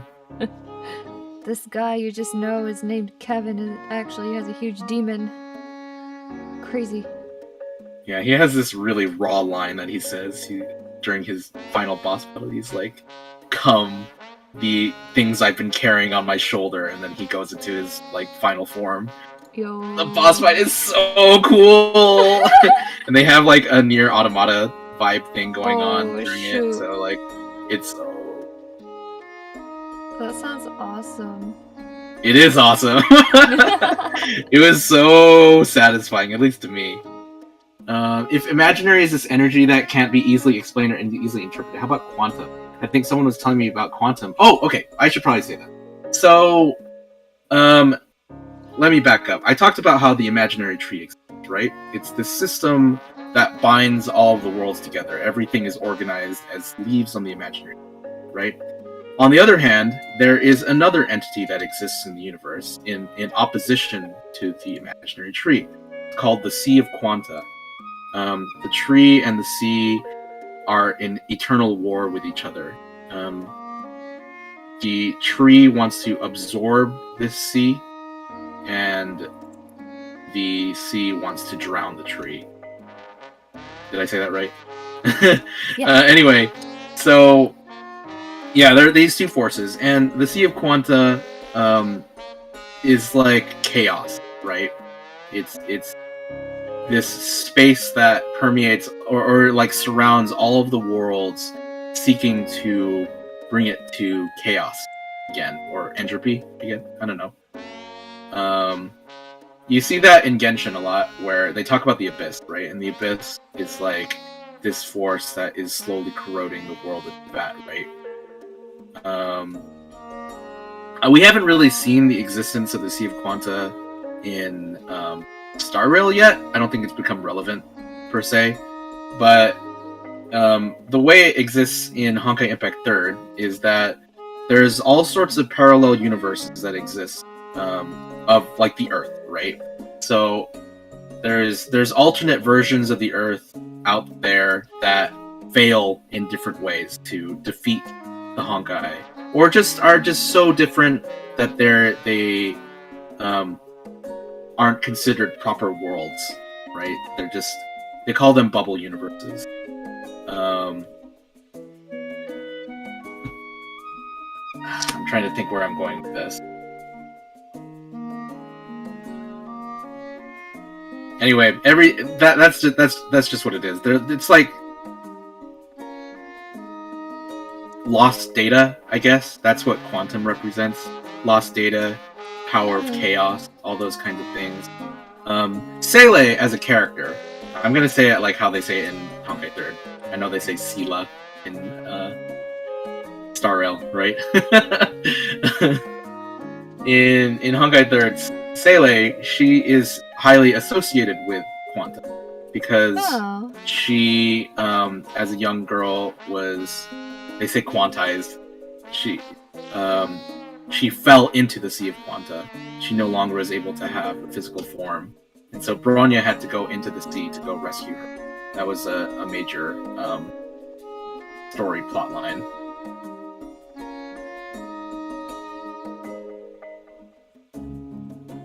Kind of makes me think how, I think in his lore, didn't Child fall into the abyss?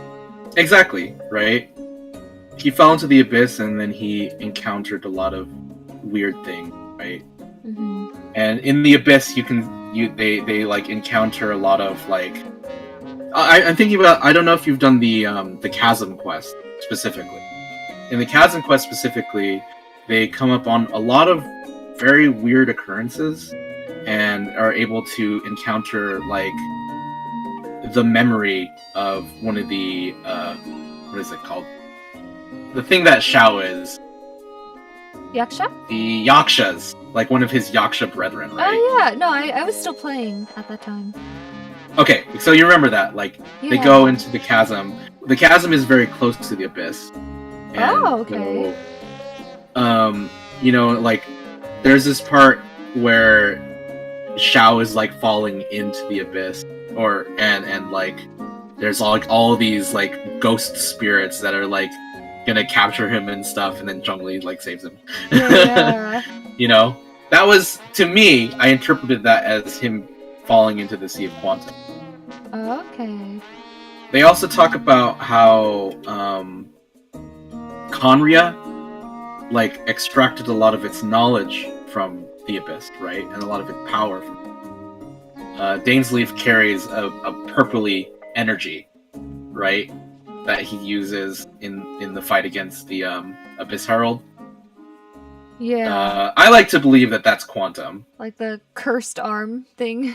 Yeah, his whole cursed arm thing that he has going on. Yeah. That is definitely a thing that exists a lot in Honkai Impact. Okay. Yeah. Interesting.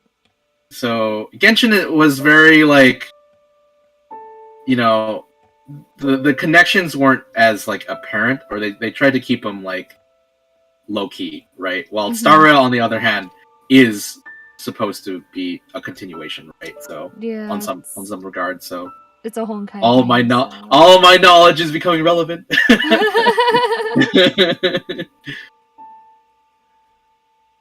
Could become the lore expert. I did actually think about making YouTube videos. I think I've told you that before. Yeah, I mean, you know so much. I'm too busy with my art. True. I'd like to make a whole recap of this story in like a more digestible form, because you know, hundreds of hours of gameplay is a lot for people. And well, actually, I don't think it takes that long to get to the story, but you know, some people don't have patience for that. They'd rather just see it in YouTube form, and I get it. So I'd like to one day, but I don't think I'm to it. Well, I mean, I'm too busy making art. Maybe next year. There are like plenty of views on my edited videos stuff, so I think YouTube people are very content just to like let stuff run sometimes while they do other things. Yeah. Sounds like I would side with the Sea of Quanta, since if the imaginary tree drains the Sea of Quanta, it will just die, since it won't have any more water to drain. Yeah. I think the forces exist in perfect equilibrium, the nature of the universe. But, you know, everything relies on the imaginary tree too. Now, they talk about how there's a system that exists within the imaginary tree that regulates its worlds. Hi, you! Welcome. Huh? Hi?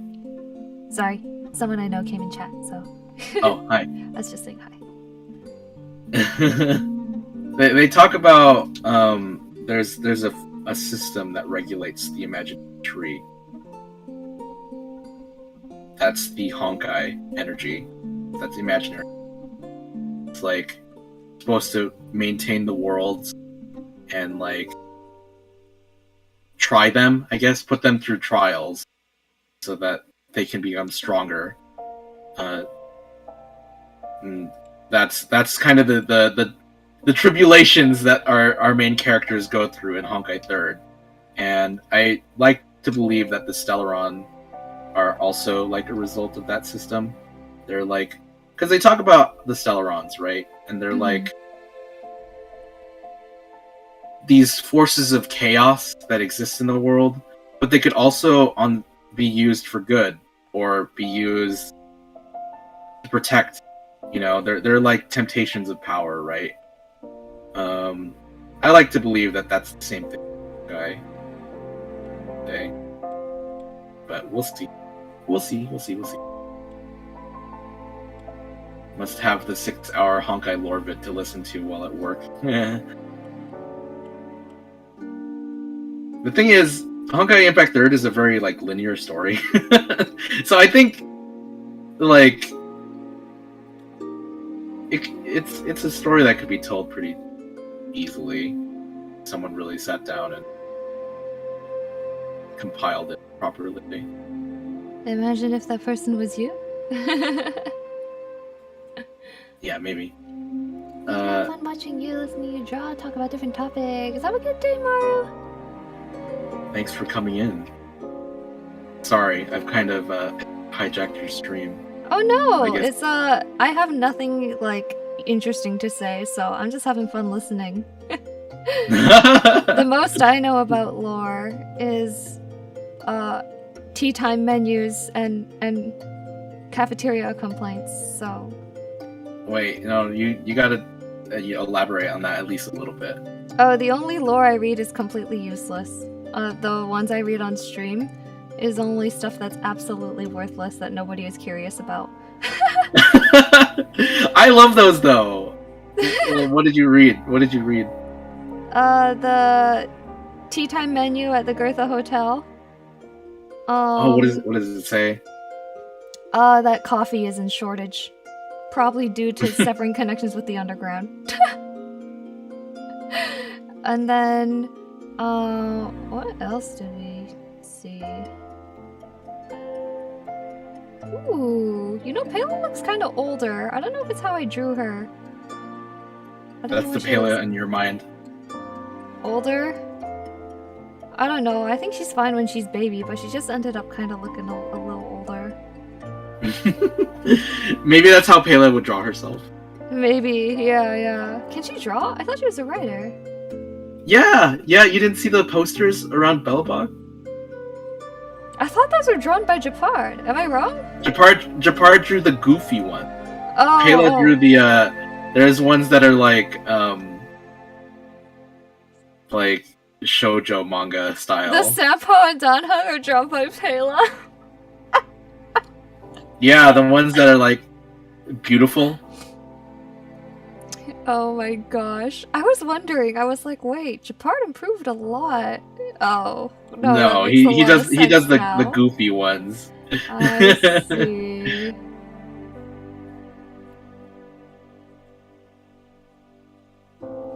Oh baby.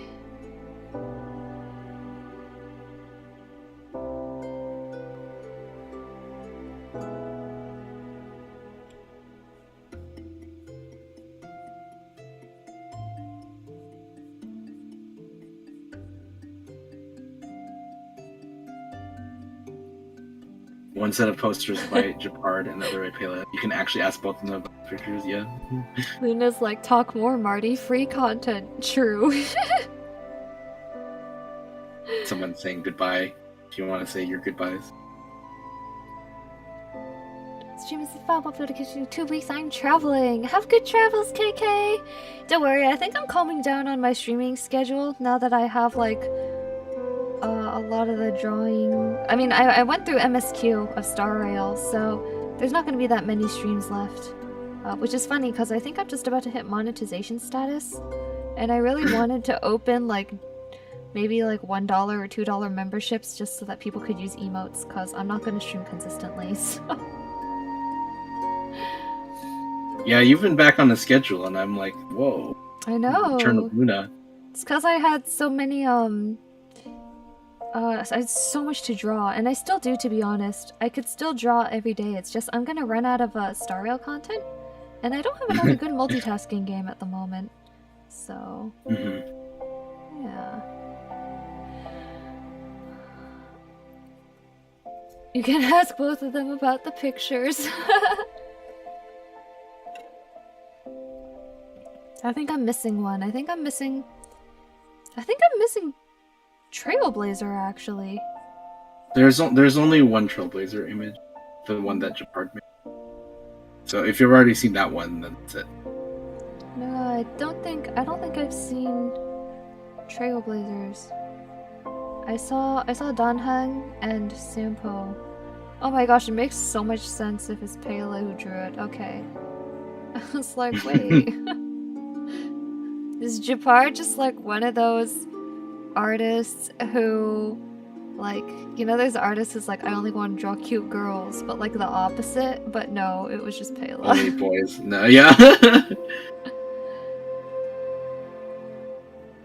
He's just a amateur artist. He's trying his best. I think it's what makes him compelling. He does his best. Little Jeppy.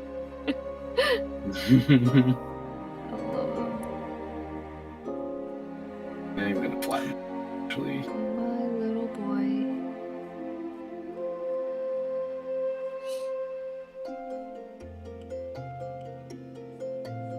I've never drawn glasses. Oh well, this is probably close enough. Never? Nope. There's no way. I have not drawn glasses. Didn't you draw Sucrose? Did I? Oh yeah. Did I draw glasses on her? Okay. She has glasses, doesn't she? I don't think I think I literally like did circle line art and called it a day though. This is the first time I'm trying to shade like actual And especially glasses. at an angle like this, I guess. Right? Yeah. I think it's the first time I've tried to actually shade glasses. It's funny. Yeah, Sucrose's are definitely like line arted as half moon circles and then just randomly.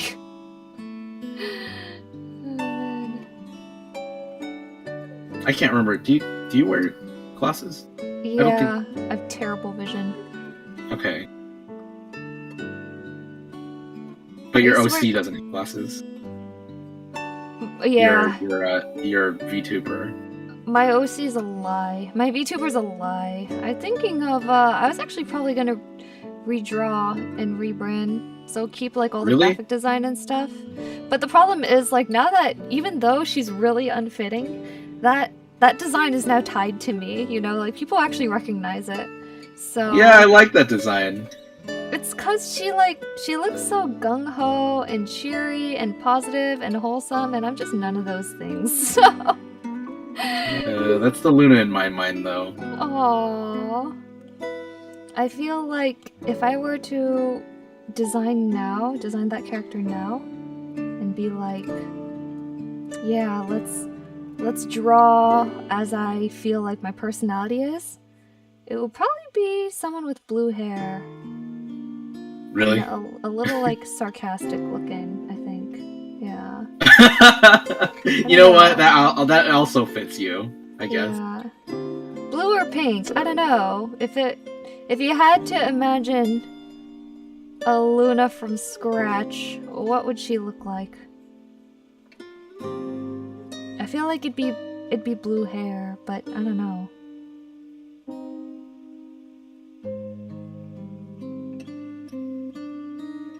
I don't know. I felt like your VTuber was so you, though. Oh, really? Personally. Well, I appreciate that.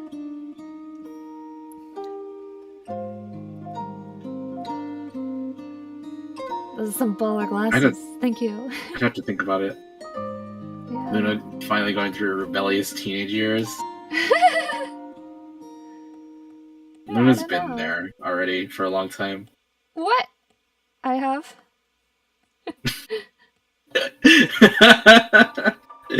Yeah, in some respects.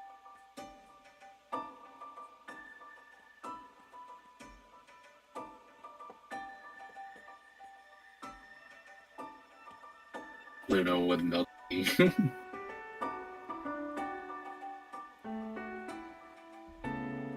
What other hair colors would you find acceptable? For me? Yeah.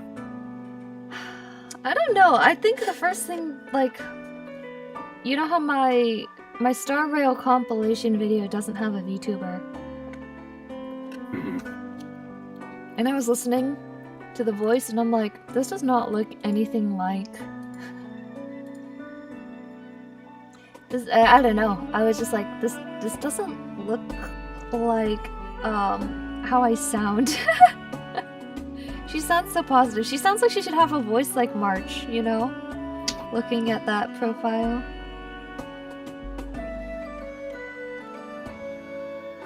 All in the eye of the beholder, I guess. I think your model is perfectly. Oh. But okay. if I were to say, I actually think green hair, like light. Really? Yeah, I don't know. Like, nature-y. That's... Interesting. That's not what I would have imagined whatsoever, so... I don't know how you feel about the color green, so... I don't like it, but I do really like how Fauna looks, so... Yeah, that was specifically what I was thinking about, actually. Fauna? Like, yeah. Okay, these glasses really pop. Oops, oh well. It looks nice, so I'm gonna keep it.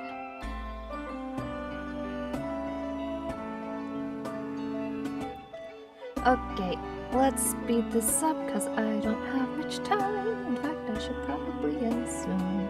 How do I draw doodles again? I don't even remember.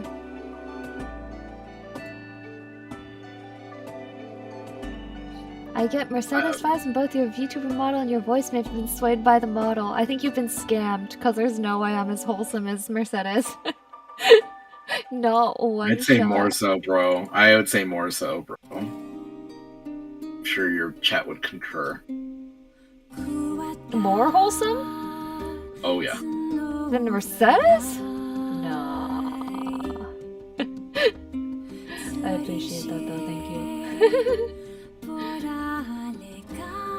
I don't know. My image of you is also somewhat swayed by the fact that I met you. So I see. I would think you would have met me and been like, wow, what a gremlin, which would be true.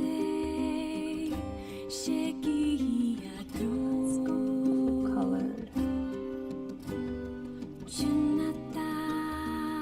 See, me on the other hand, I don't look like a YouTuber at all. But, you know, that's what goes with it. Yeah, you look pretty different, but you know.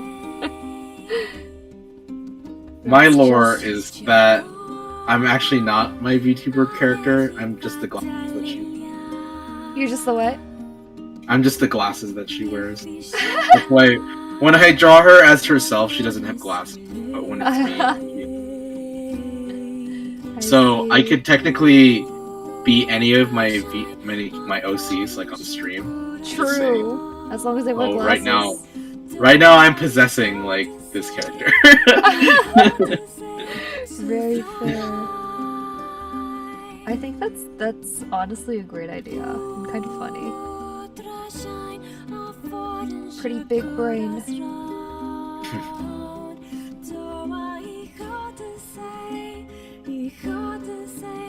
Oh my gosh.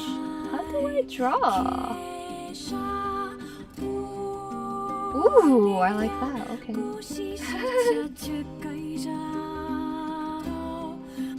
I'm gonna have to go back and check how I drew Jeppy, because now I don't remember how I did sketches.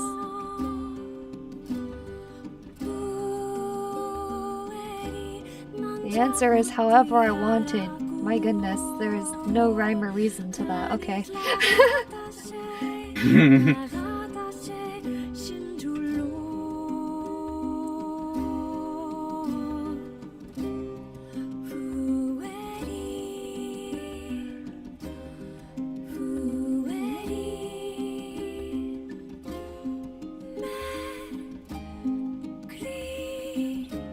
What are your overall feelings on just like art and the art life in general, Marty? What? What are your overall feelings on just like art and the art life in general? Because I remember you were kind of entertaining, like going back into music. Oh, I talk to Momo about that all the time. I still really want to do that, but nice. I'm kind of limited by my space right now. Like, I'd like to move into my own with a little bit more room to pursue that. Yeah. But I do feel pretty positive with the idea of doing music again. That's my original love. Before I was an artist, I was a guy. Yeah. So bring it back. Yeah. Awesome. So that's in the cards one day. That is not today. Oh, that's okay. It's there eventually, right? Yeah, exactly. But just on art, actually, I'm kind of doing well for myself right now. So awesome. My confidence is up. You know. Yeah. Like, what can I say? Things have been going pretty good for me. Only thing I'm like a little bit nervous about is that I don't have any cons after September 30th right now, and I'm just like, I've been getting a lot of rejections left and right, and I'm like, I'm doing okay right now, but what's gonna happen when it all dries up? Yeah. You know. You chose not to apply for, or not to get a table for Anime Impulse, right? No, because I have another thing that weekend. Okay, got it. I would have applied otherwise, but depending on how AX Chibi went, there might be that, right? We can I'd like to see go back. everyone there again. Yeah, I want to go back for AXGB for sure. It was a good time. It was. I did well enough. Yeah, same. So I'm not opposed to coming back again. Yeah. Well, especially worth it for me because I'm like local-ish, so. Right. So I think it'll be good. I'd like to make it again, but who knows? I'm sure it'll be even more. That's okay. This is one of the things that is a bit concerning to me from a selfish standpoint. I think it's nice, but there's a lot more competition. You know, people who are trying to also exist as artists, and you know, I don't blame them all. But for my own sake, I'm like, oh boy, like I have all these people that I'm also fighting for to try to get into conventions and stuff. It's true. So it's an element that is good and bad in the sense of like, oh man, I can't just rest in my laurels anymore. Like I got to be grinding. I gotta be like stuff, you know. And some people, that's a lot, and to me, it is a lot too. It's overwhelming to try to keep up with Joneses, right? But, keep up with Joneses, yeah. But I don't know. On the other hand, like I've seen significant improvement in the last couple of years. I mean, you've been here for it the whole time. Yeah. So it's encouraging too. So to have confidence to like keep going and keep pushing forward, something I'm very grateful for. Yeah. One of those things where I was like, I wanted to be in a place like this, but now that I'm here, I'm like, wow, I can't believe I actually achieved some level of competency. Like, I'm still fighting for my life, but like, you know, I at least feel like I know what I'm doing somewhat, you know, and I never really felt that before. Oh, it means the world if the skills are there, because then you feel a competence, right? Right, exactly. I feel West Coast conventions are bigger and have more competition compared to the ones here on the East Coast. Yeah, I'd say so. There's just a lot of artists here on the West, especially in California. So I've been trying to apply to a lot of conventions on the East Coast, and even those have been kind of rough though. Yeah. I didn't get into Anime Week in Atlanta. I really wanted to go. And MomoCon, which is also in Atlanta. Let me go to Atlanta. Is there something in Atlanta you want to hit, or? No, I just think it'd be interesting. I love travel, you know. I think you know me. I like the sense of adventure. There's actually a con in Pennsylvania that I applied to and got accepted, and it's like teeny tiny. It's in Gettysburg, where the Civil War stuff happened. Oh wow! And I'm like, it would be kind of cool to go, but it looks like a small con, so I'm like, should I go? Yeah. I could see both ways. I'm like, it's kind of a big risk, but on the other hand, I'm like, the adventure would be fun. True. You know, then I can say I went to Pennsylvania. Yeah. Me and Thierry Brush, who is another artist that I do a lot of cons with for chat. We signed up for a con in Fargo, North Dakota. Huh? Whoa. Yeah, and I don't know. I was just like, it would be interesting. It would be like a funny story to tell. You know. And also, okay, I'm gonna be. This is a selfishness thing again, but when you go to cons where like there isn't a lot of like other big artists there, you know, you can kind of monopolize, you can dominate a little bit, right? Yeah. That is like evil me speaking, but I'd like to go because there's a chance I could do good, you know? Yeah. There's because that's what happened when I had a local con here in Utah where I'm from. That was in April. It was called Isekai Anime Con. Okay. And it was a good time. I was one of the more experienced artists there. I'll put it that way. Mm-hmm.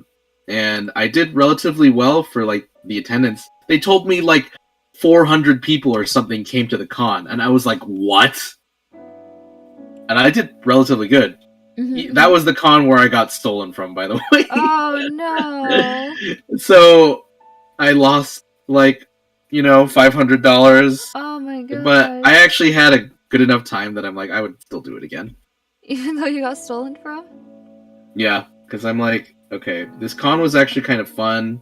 I liked the vibe of small, and I got my taste of what it was like to be like, the only big artist in town. And I wouldn't have considered myself a big artist, okay? Yeah, And like, yeah. maybe it sounds like I'm giving myself a big head saying that, but here's the thing. When I did that con, a lot of people came up to me and were like, oh my gosh, like, how do you do like this art thing? You look so experienced. And I'm like, bro, I'm just like you guys. Like, I'm just a guy. Like, You there's were the nothing special about me. senpai. Yeah, I was the senpai. I was like, whoa, people are coming to me like I know something. Yeah. I was like, that's cool. Smaller cons are comfier, in my opinion, compared to larger ones. I'm generally of that same opinion. Yeah. You can properly meet people at small cons. We met some really nice people where it's been like quiet. On the other hand, the big cons are cool because like big stuff happens. There is a level of hype that comes with like big cons. So there's room for both. Events, guests, workshops, right. Even other like exhibitors and artists. Like, for example, I have friends in other countries, and I only have one shot at seeing them in like maybe the one big convention of the year, because that's the only time they can make it out, right? So. Right. I think that's what Anime Expo is really good for, as like a reunion, and that's why I kind of like going, because there's a lot of people that I can see it. That's why I still kind of want to make it a priority for me to go every year. There's other cons that happen around that same time, but this is the one that I'm about. You were gonna say? Oh, I was just gonna QQ a bit, because when I last did a collab art stream with a bunch of Fire Emblem artists, they were like, "Oh, are you gonna go to Anime Expo?" And I was like, "I would like to. I've only tried to get a table there for 4 years and been rejected every time." Wait, but it's only been jury this last time. Nope, I've tried to get a table at AX for 4 years. Did you just not get in for the first come first serve? Yep, because even though I click minute of, set alarm, etc., it's luck of the draw, because tables are sold out in 5 seconds, so it comes down to your server connection. And it's not even that now. It's like straight up like partially lottery now. Yeah. Like it's like Ticketmaster, where you're put into a queue where it's first come first serve, and you're put into like luck. Wow. It's not even your internet connection anymore. Too. It's like if you're just lucky enough to get a token that's lower queued than other people. It's like ridiculous. So I almost didn't get a table for AX, but Kyosa had like 10 computers open. Oh my gosh, Kyosa's a the real MVP. one. Yeah, truly. Yeah, I think it's just it's kind of interesting, because I think as a late bloomer, I kind of entered the convention scene really late, as in when it was already like the competition's crazy high and everything. So it's a rarity when I can get a table, even when I apply. So yeah, I don't know. Well, to be honest though, I only started not that long ago. Yeah. So I don't think you're that late. And you have stuff, which a lot of people don't. So I don't think it's too late for you. But you are somewhat limited by your ability to, since you've got to keep everything at home. I think that makes it difficult. Yeah. Well, if I was like really crazy, well, not crazy, but I guess brave, I would just go for it and like start flying places, and then that would open up a lot of my options. But the Luna World Tour. it's really expensive, and I don't have the It capital is. to invest into that, especially since Yeah. since so much of my stuff is Fire Emblem, which hasn't been selling well at conventions. There's really no reason for me to spend like a lot into in-person events, knowing that Right. I probably won't sell well, right? Right. So it'd have to be a good return type of Exactly. situation. Yeah. Well, yeah, maybe one day. Yeah. One day. I'd like to say never, because I'd like to see you at an event outside of California one day. One day. Or at AX. But I think Or at AX. I think AX is just like luck of the draw at this point, so I don't have any Yeah. particular hopes up on that one. Yeah, we'll just see if it happens. It happens, right? Well, now AX isn't even quite first come first serve anymore. It's jury now. Oh, because AI? For people who are not returnees, it is jury. Oh shoot! Do you think it's because Yeah. of AI? I don't think so. I think it's just Oh. what they wanted, from what I feel. But also maybe probably because of AI. I didn't really think about that. I do think, yeah. I think I applied for the AX jury, so it stings even more because they rejected me after seeing my stuff. Well, I would say that the AX jury was probably the most competitive like application of the entire year. So sometimes it's like the job application thing, like, right? Like, you might be just as qualified as someone else, but sometimes they have to make a decision, right? I mean, I'm used to it. Like, I've been rejected from zines even at my current level. It's just like it's sometimes you're not what they're looking for or not what the event wants. For example, my selection really limited. Like, I don't have a lot of anime, right? So that could be a factor. Who knows? Who knows? But I guarantee you, people are going to find AI art booths even though they have a jury at AX. Yes.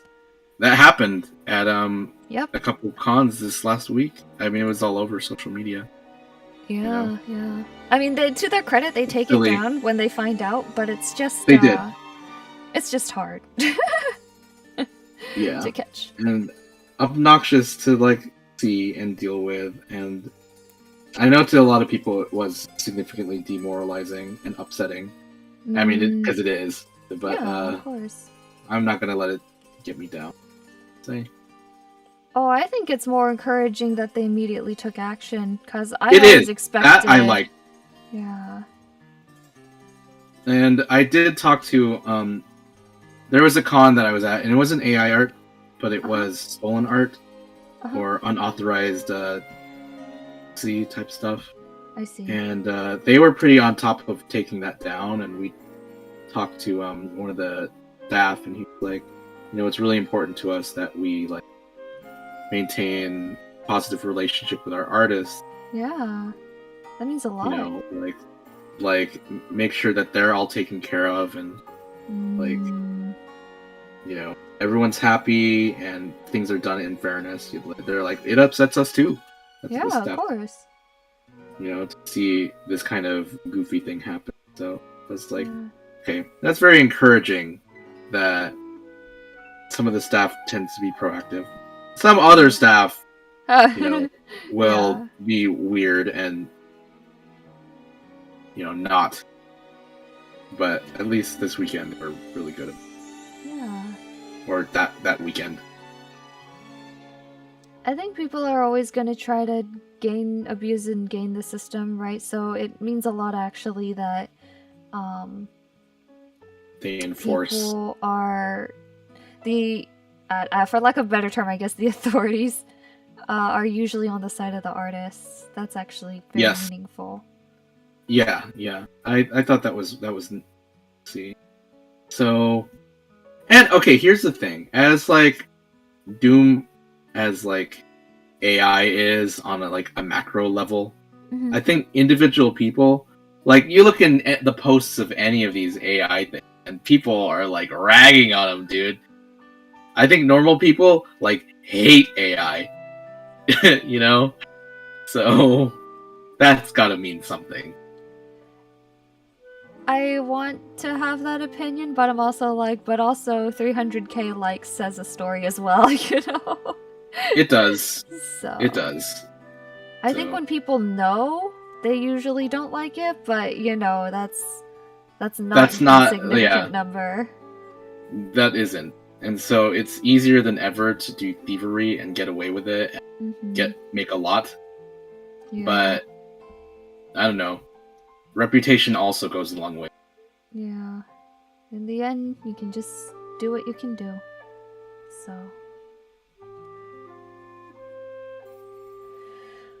Let's see. We got back to AI. It's on the mind of every artist, I think. Because I think it truly is like one of the greatest challenges to the livelihood we've had in a long time, right? I mean, we've basically had golden years for a while because we had access to like internet, free resources, tutorials, like all kinds of awesome things. And now this goofy thing comes along. Yeah, and now is the first great challenge of basically for lack of a better term, like the pioneer frontier of the internet has given way a lot of opportunity. Like, you couldn't really be an indie artist or live off of independent art just even like a decade ago, or like maybe 2 decades ago, right? Yeah. The internet made that possible. But now we're seeing the other side, which is people who have learned to abuse it. So right. It's just all part of, I don't know, normality. Yeah. Because with great opportunity comes great opportunists, I guess. Yeah. It's fine. It's fine. I think it'll be fine. That doesn't affect my performance. That's what I always say at the end of the day. These things exist. It doesn't change like the fact that I gotta sit here and get better every day, right? True. Yeah. Oh my gosh, I'm just gonna merge all the layers. Hail Mary. Wow, this turned out... I want to say this turned out really nice. A lot nicer than I was expecting. That's good. Yeah. That's what we like to hear. Yeah. I was not expecting much, but I think this is pretty good. Clipping mask.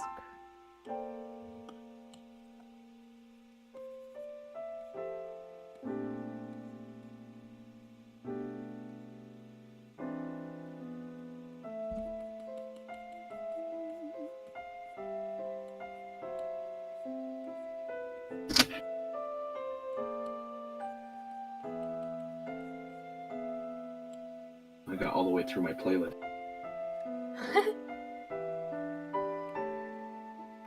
Well, time to listen to it from the beginning again. Biggest thing, finding better ways to identify AI generated even individuals. Community notes has been one of the greatest additions to Twitter. I think it's hilarious. I love community notes. So often community notes end up just being a comedy act on the original post, you know. I love it. Chatter says, I don't really think people hate AI. They just don't like to put their money in something that isn't special art both of you are doing. Well, I do think some people really hate AI, but I hate AI. On a personal level, I think it's fascinating. I think the technology is fascinating. I think it could be used for good. It's not necessarily being used for good in a lot of cases, but it could be. It's true. As a concept, I don't think it's inherently evil. Good way to put it. But yeah, I think, I don't know. We've gone in circles about this topic, so maybe that's all I'll say.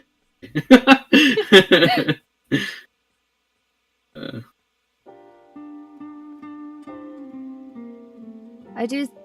Well, yeah, I feel bad for younger people right now growing up, because I would have been so discouraged. Like, if I was a high schooler, a young little wee baby, right, I would be so discouraged how am how I to supposed to draw. keep up with all of these things, right? Yeah. Well, this is one of those things. Good mentors, right? Yeah. I feel like having people who can encourage you is really, really, really important, It right? really is, yeah. And I feel like the generation that somewhat grew up during COVID may not have had the best role models in that time. Yeah. I don't know, just not being exposed to the world, right? So, and I don't know. I just think that's the importance of education and like Yeah. good True. knowledge, and I don't know. I don't know where I'm going with this. Ramble time, Marty. It's alright. It's always ramble time for us. I'm sure eventually we'll figure out a way to live in a world where AI exists. Yeah, I'm not worried. We've coped and survived till now. You know, the power of the human spirit is to overcome and learn to survive, thrive, right? I think this world is... I'm gonna be sappy, right? I'm gonna be sappy. I think this world is beautiful, and I think there are so many wonderful people out there, so many wonderful stories, and so much human creativity. So, you know, people will find a way to survive and thrive in this world, and like, you know, continue to be human. And things will change. Things have always changed, but you know, that's a part of what makes us, and not just machine. That's very nice. Yeah, there's my sermon.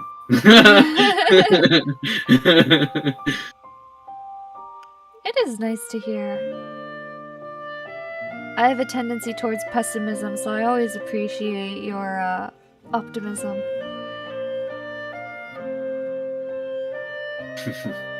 Realism, even. I think I have a tendency to be too negative.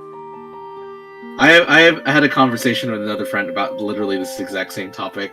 Oh, really?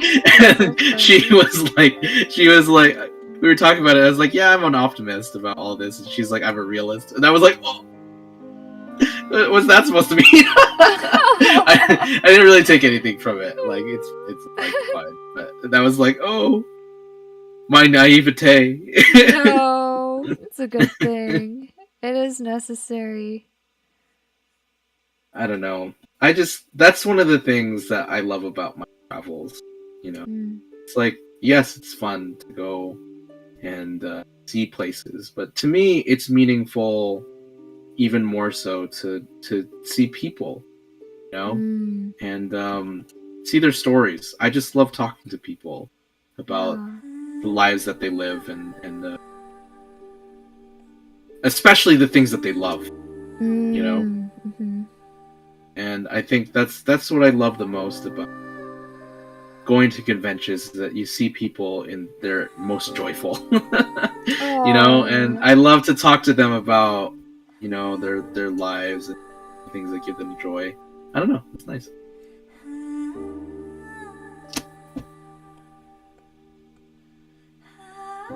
I think it does help you remember, like, the world is bigger and prettier than what's on the monitor, right?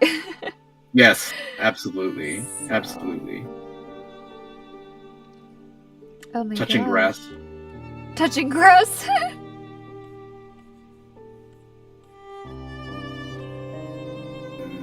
think I'm gonna call it on this one.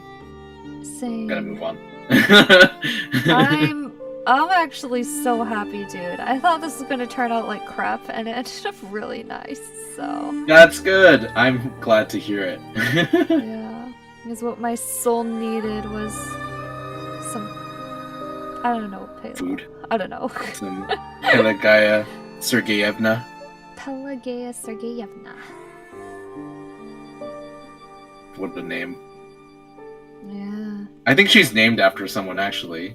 Like a real person. I learned a Gepard is a kind of German tank, I think. Yeah, it's just the word for a leopard, I think. Oh, is it? I And see, I see. yeah, just like there's like a panzer, right?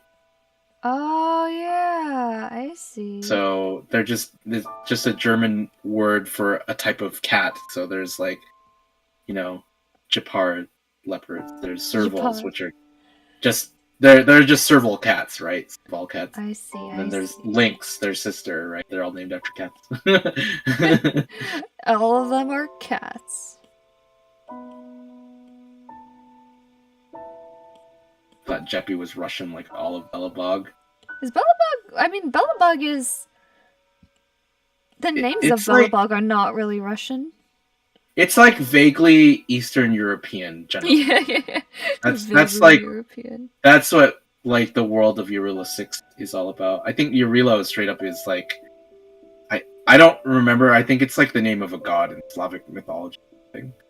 That might be wrong, so don't quote me. But yeah, and the name Sampokoski, I was told by someone who is Finnish that it is a Finnish name. They're like, that is such a Finnish name. That's what they told me.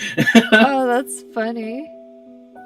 Sele is Estonian in the original lore, so we have reason to believe she's still Estonian.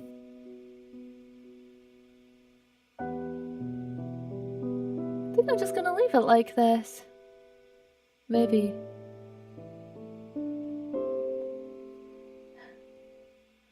Now I have a Pela and a Gepard. Untitled artwork. I don't title my doodles. But I think I also quite don't nice. title my my Clip Studio Paint files. This Bronya, this Silverwolf I'm working on, illustration 348. Oh my gosh, for real? No, that's too much chaos for me, buddy. I don't know. I just like it helps me keep them in chronological order. That just sounds like absolute chaos. It kind of is, because then if I lose the thumbnail image, then I have no idea what the file is. Oh no, dude. I don't know about that one. Bronya has a very weird name in Russian, I have to tell you. Her full name, Bronya Zaychik. I don't know about Rand. That's her Star Rail name, but her original name, Bronya Zaychik, just means armor bunny. Armored bunny? Yeah. Zaychik is cute though. I think bunny, and then Bronya is just armor. That's kind of funny though. Yeah.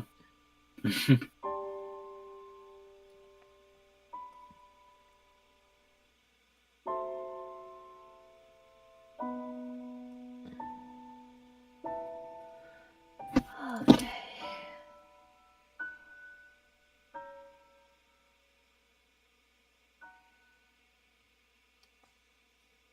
You know, this does not thumbnail well. It looks like absolute chaos at a small size.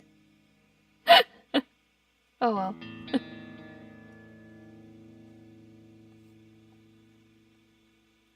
Now, okay, since I'm on the topic about Bronya, and now I'm back in my Honkai third mood.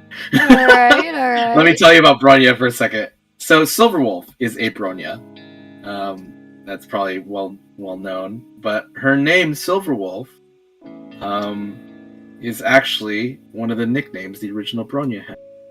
So, when the original Bronya was growing up, she was a war orphan who lived in Siberia. Siberia was the environment that she grew up in was like a war-torn, like wasteland, basically, run by warlords and all that kind of stuff in Siberia. And she was a young child soldier who went by the name of Silverwolf. Or that was like, her mercenary nickname that she was known as and was feared as. They're like the Silver Wolf of the Urals is what they're called. Okay. And she was like 12 years old when she was first adopted by Kokolia. Once again, this is original Bronya. And she was sent on a mission to assassinate Kokolia, because the original Kokolia was like formerly Spetsnaz. She was working for Soviet special forces and everything, and so she was sent to go and assassinate her. But Kokolia defeated her in combat and said, "Why don't you come to my orphanage and you can be my daughter there? I'll take care of you from now on. You won't have to go hungry." And so Kokolia took care of her. And so that's where the name Silverwolf comes from, when she was.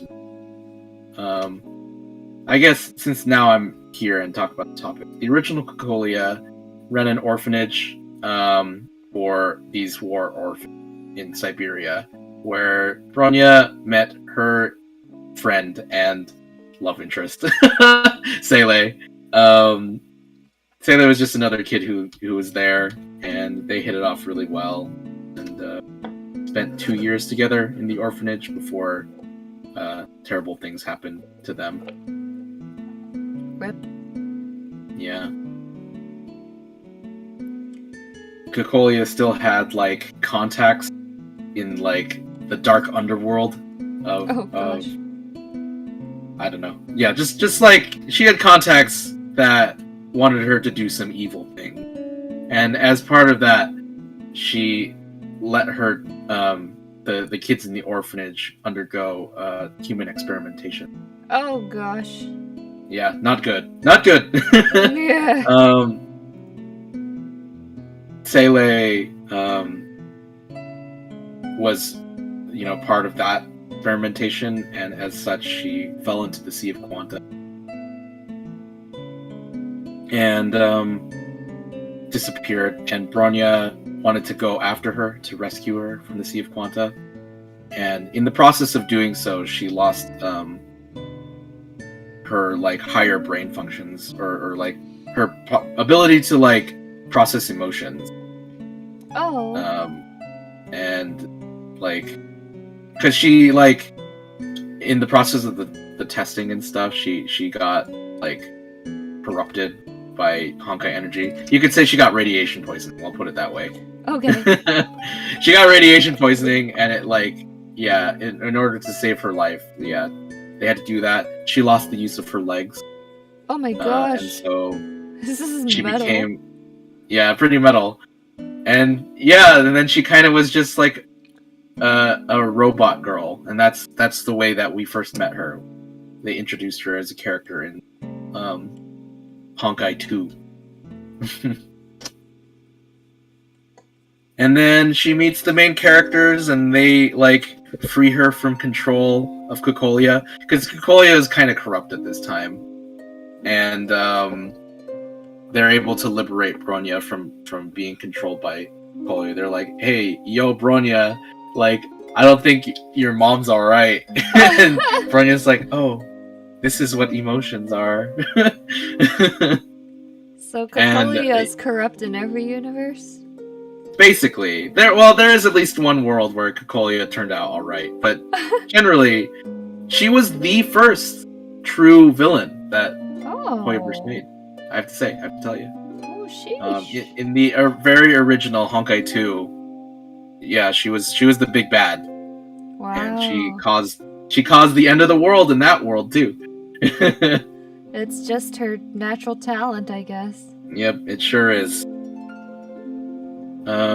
Eventually, the Kokolia and Bronya somewhat reconciled in Honkai Impact 3rd. Like, Bronya was not happy about everything. She like slapped her in the face. She was like, you did all these things to abuse us. Like, I'm not gonna stand for that anymore. And Kokolia is like, I feel bad about all of this. And then she goes to jail. She can feel bad all she wants as she gave children radiation poisoning. Yeah. So that's but Kokolia doesn't die in Honkai 3rd, actually. She's okay. She's just in jail now, as she should be. She should be. Savage. For her crimes. She's like, sorry for my crimes, I'll go to jail now. I'm like, whoa, no way? No way jail exists? That's I thought people had to fall off a cliff like Disney style. Yeah. Honkai Third sounds depressing. Yeah, I mean, it has depressing parts, but I think it's a story ultimately about love and hope. So that's why I like it. Anyway, you were gonna say something. You sounded trying to live up that. Yeah, since I finished the Pala sketch, I think I'm gonna might just call it a break and stop for the night. That sounds I was fine. trying to do the charms. I went back to doing charms, and I can just feel I'm like, no, I need to stop for this week. I've drawn too much. I worked too much this week. All the charms came in too, so I've been just working all the time. I need some downtime. So I'm gonna go ahead and call the stream there. But thanks so much for joining me, Marty. That was a lot of fun. Yes. You're very knowledgeable, Yes. so it's actually really interesting to listen to all this stuff. Well, I appreciate it. I hope I'm a good co-host. You are. You'll have me again. Fantastic. Thank you. Thank you so much. Much appreciated. I'm gonna go ahead and end the stream. Marty's links are in the description. Anyone interested in following his Honkai love and shenanigans on Twitter, Twitch, etc. Yeah. I think that's about it. I love the lore yeah. I could go on all day. I could go on all week. Yeah. Should on your stream, but you can catch it on mine. Exactly. If you have more Honkai questions, I'm sure he would love to answer them. Big Yeah, Honkai that's my fanboy. job. Yeah. Basically an employee for Hoyoverse at this point. Yeah. They pay me. Alright. Oh my gosh. Has he been playing double this whole time? Well, let's not worry about it. Okay. I will call it a day then. And, see you later. Yeah. See you guys next week with maybe more things. Yeah. I don't know. I'm totally out of brain juice, dude. I can't talk right now. I'm so out of it. Okay. Bye-bye. Bye-bye.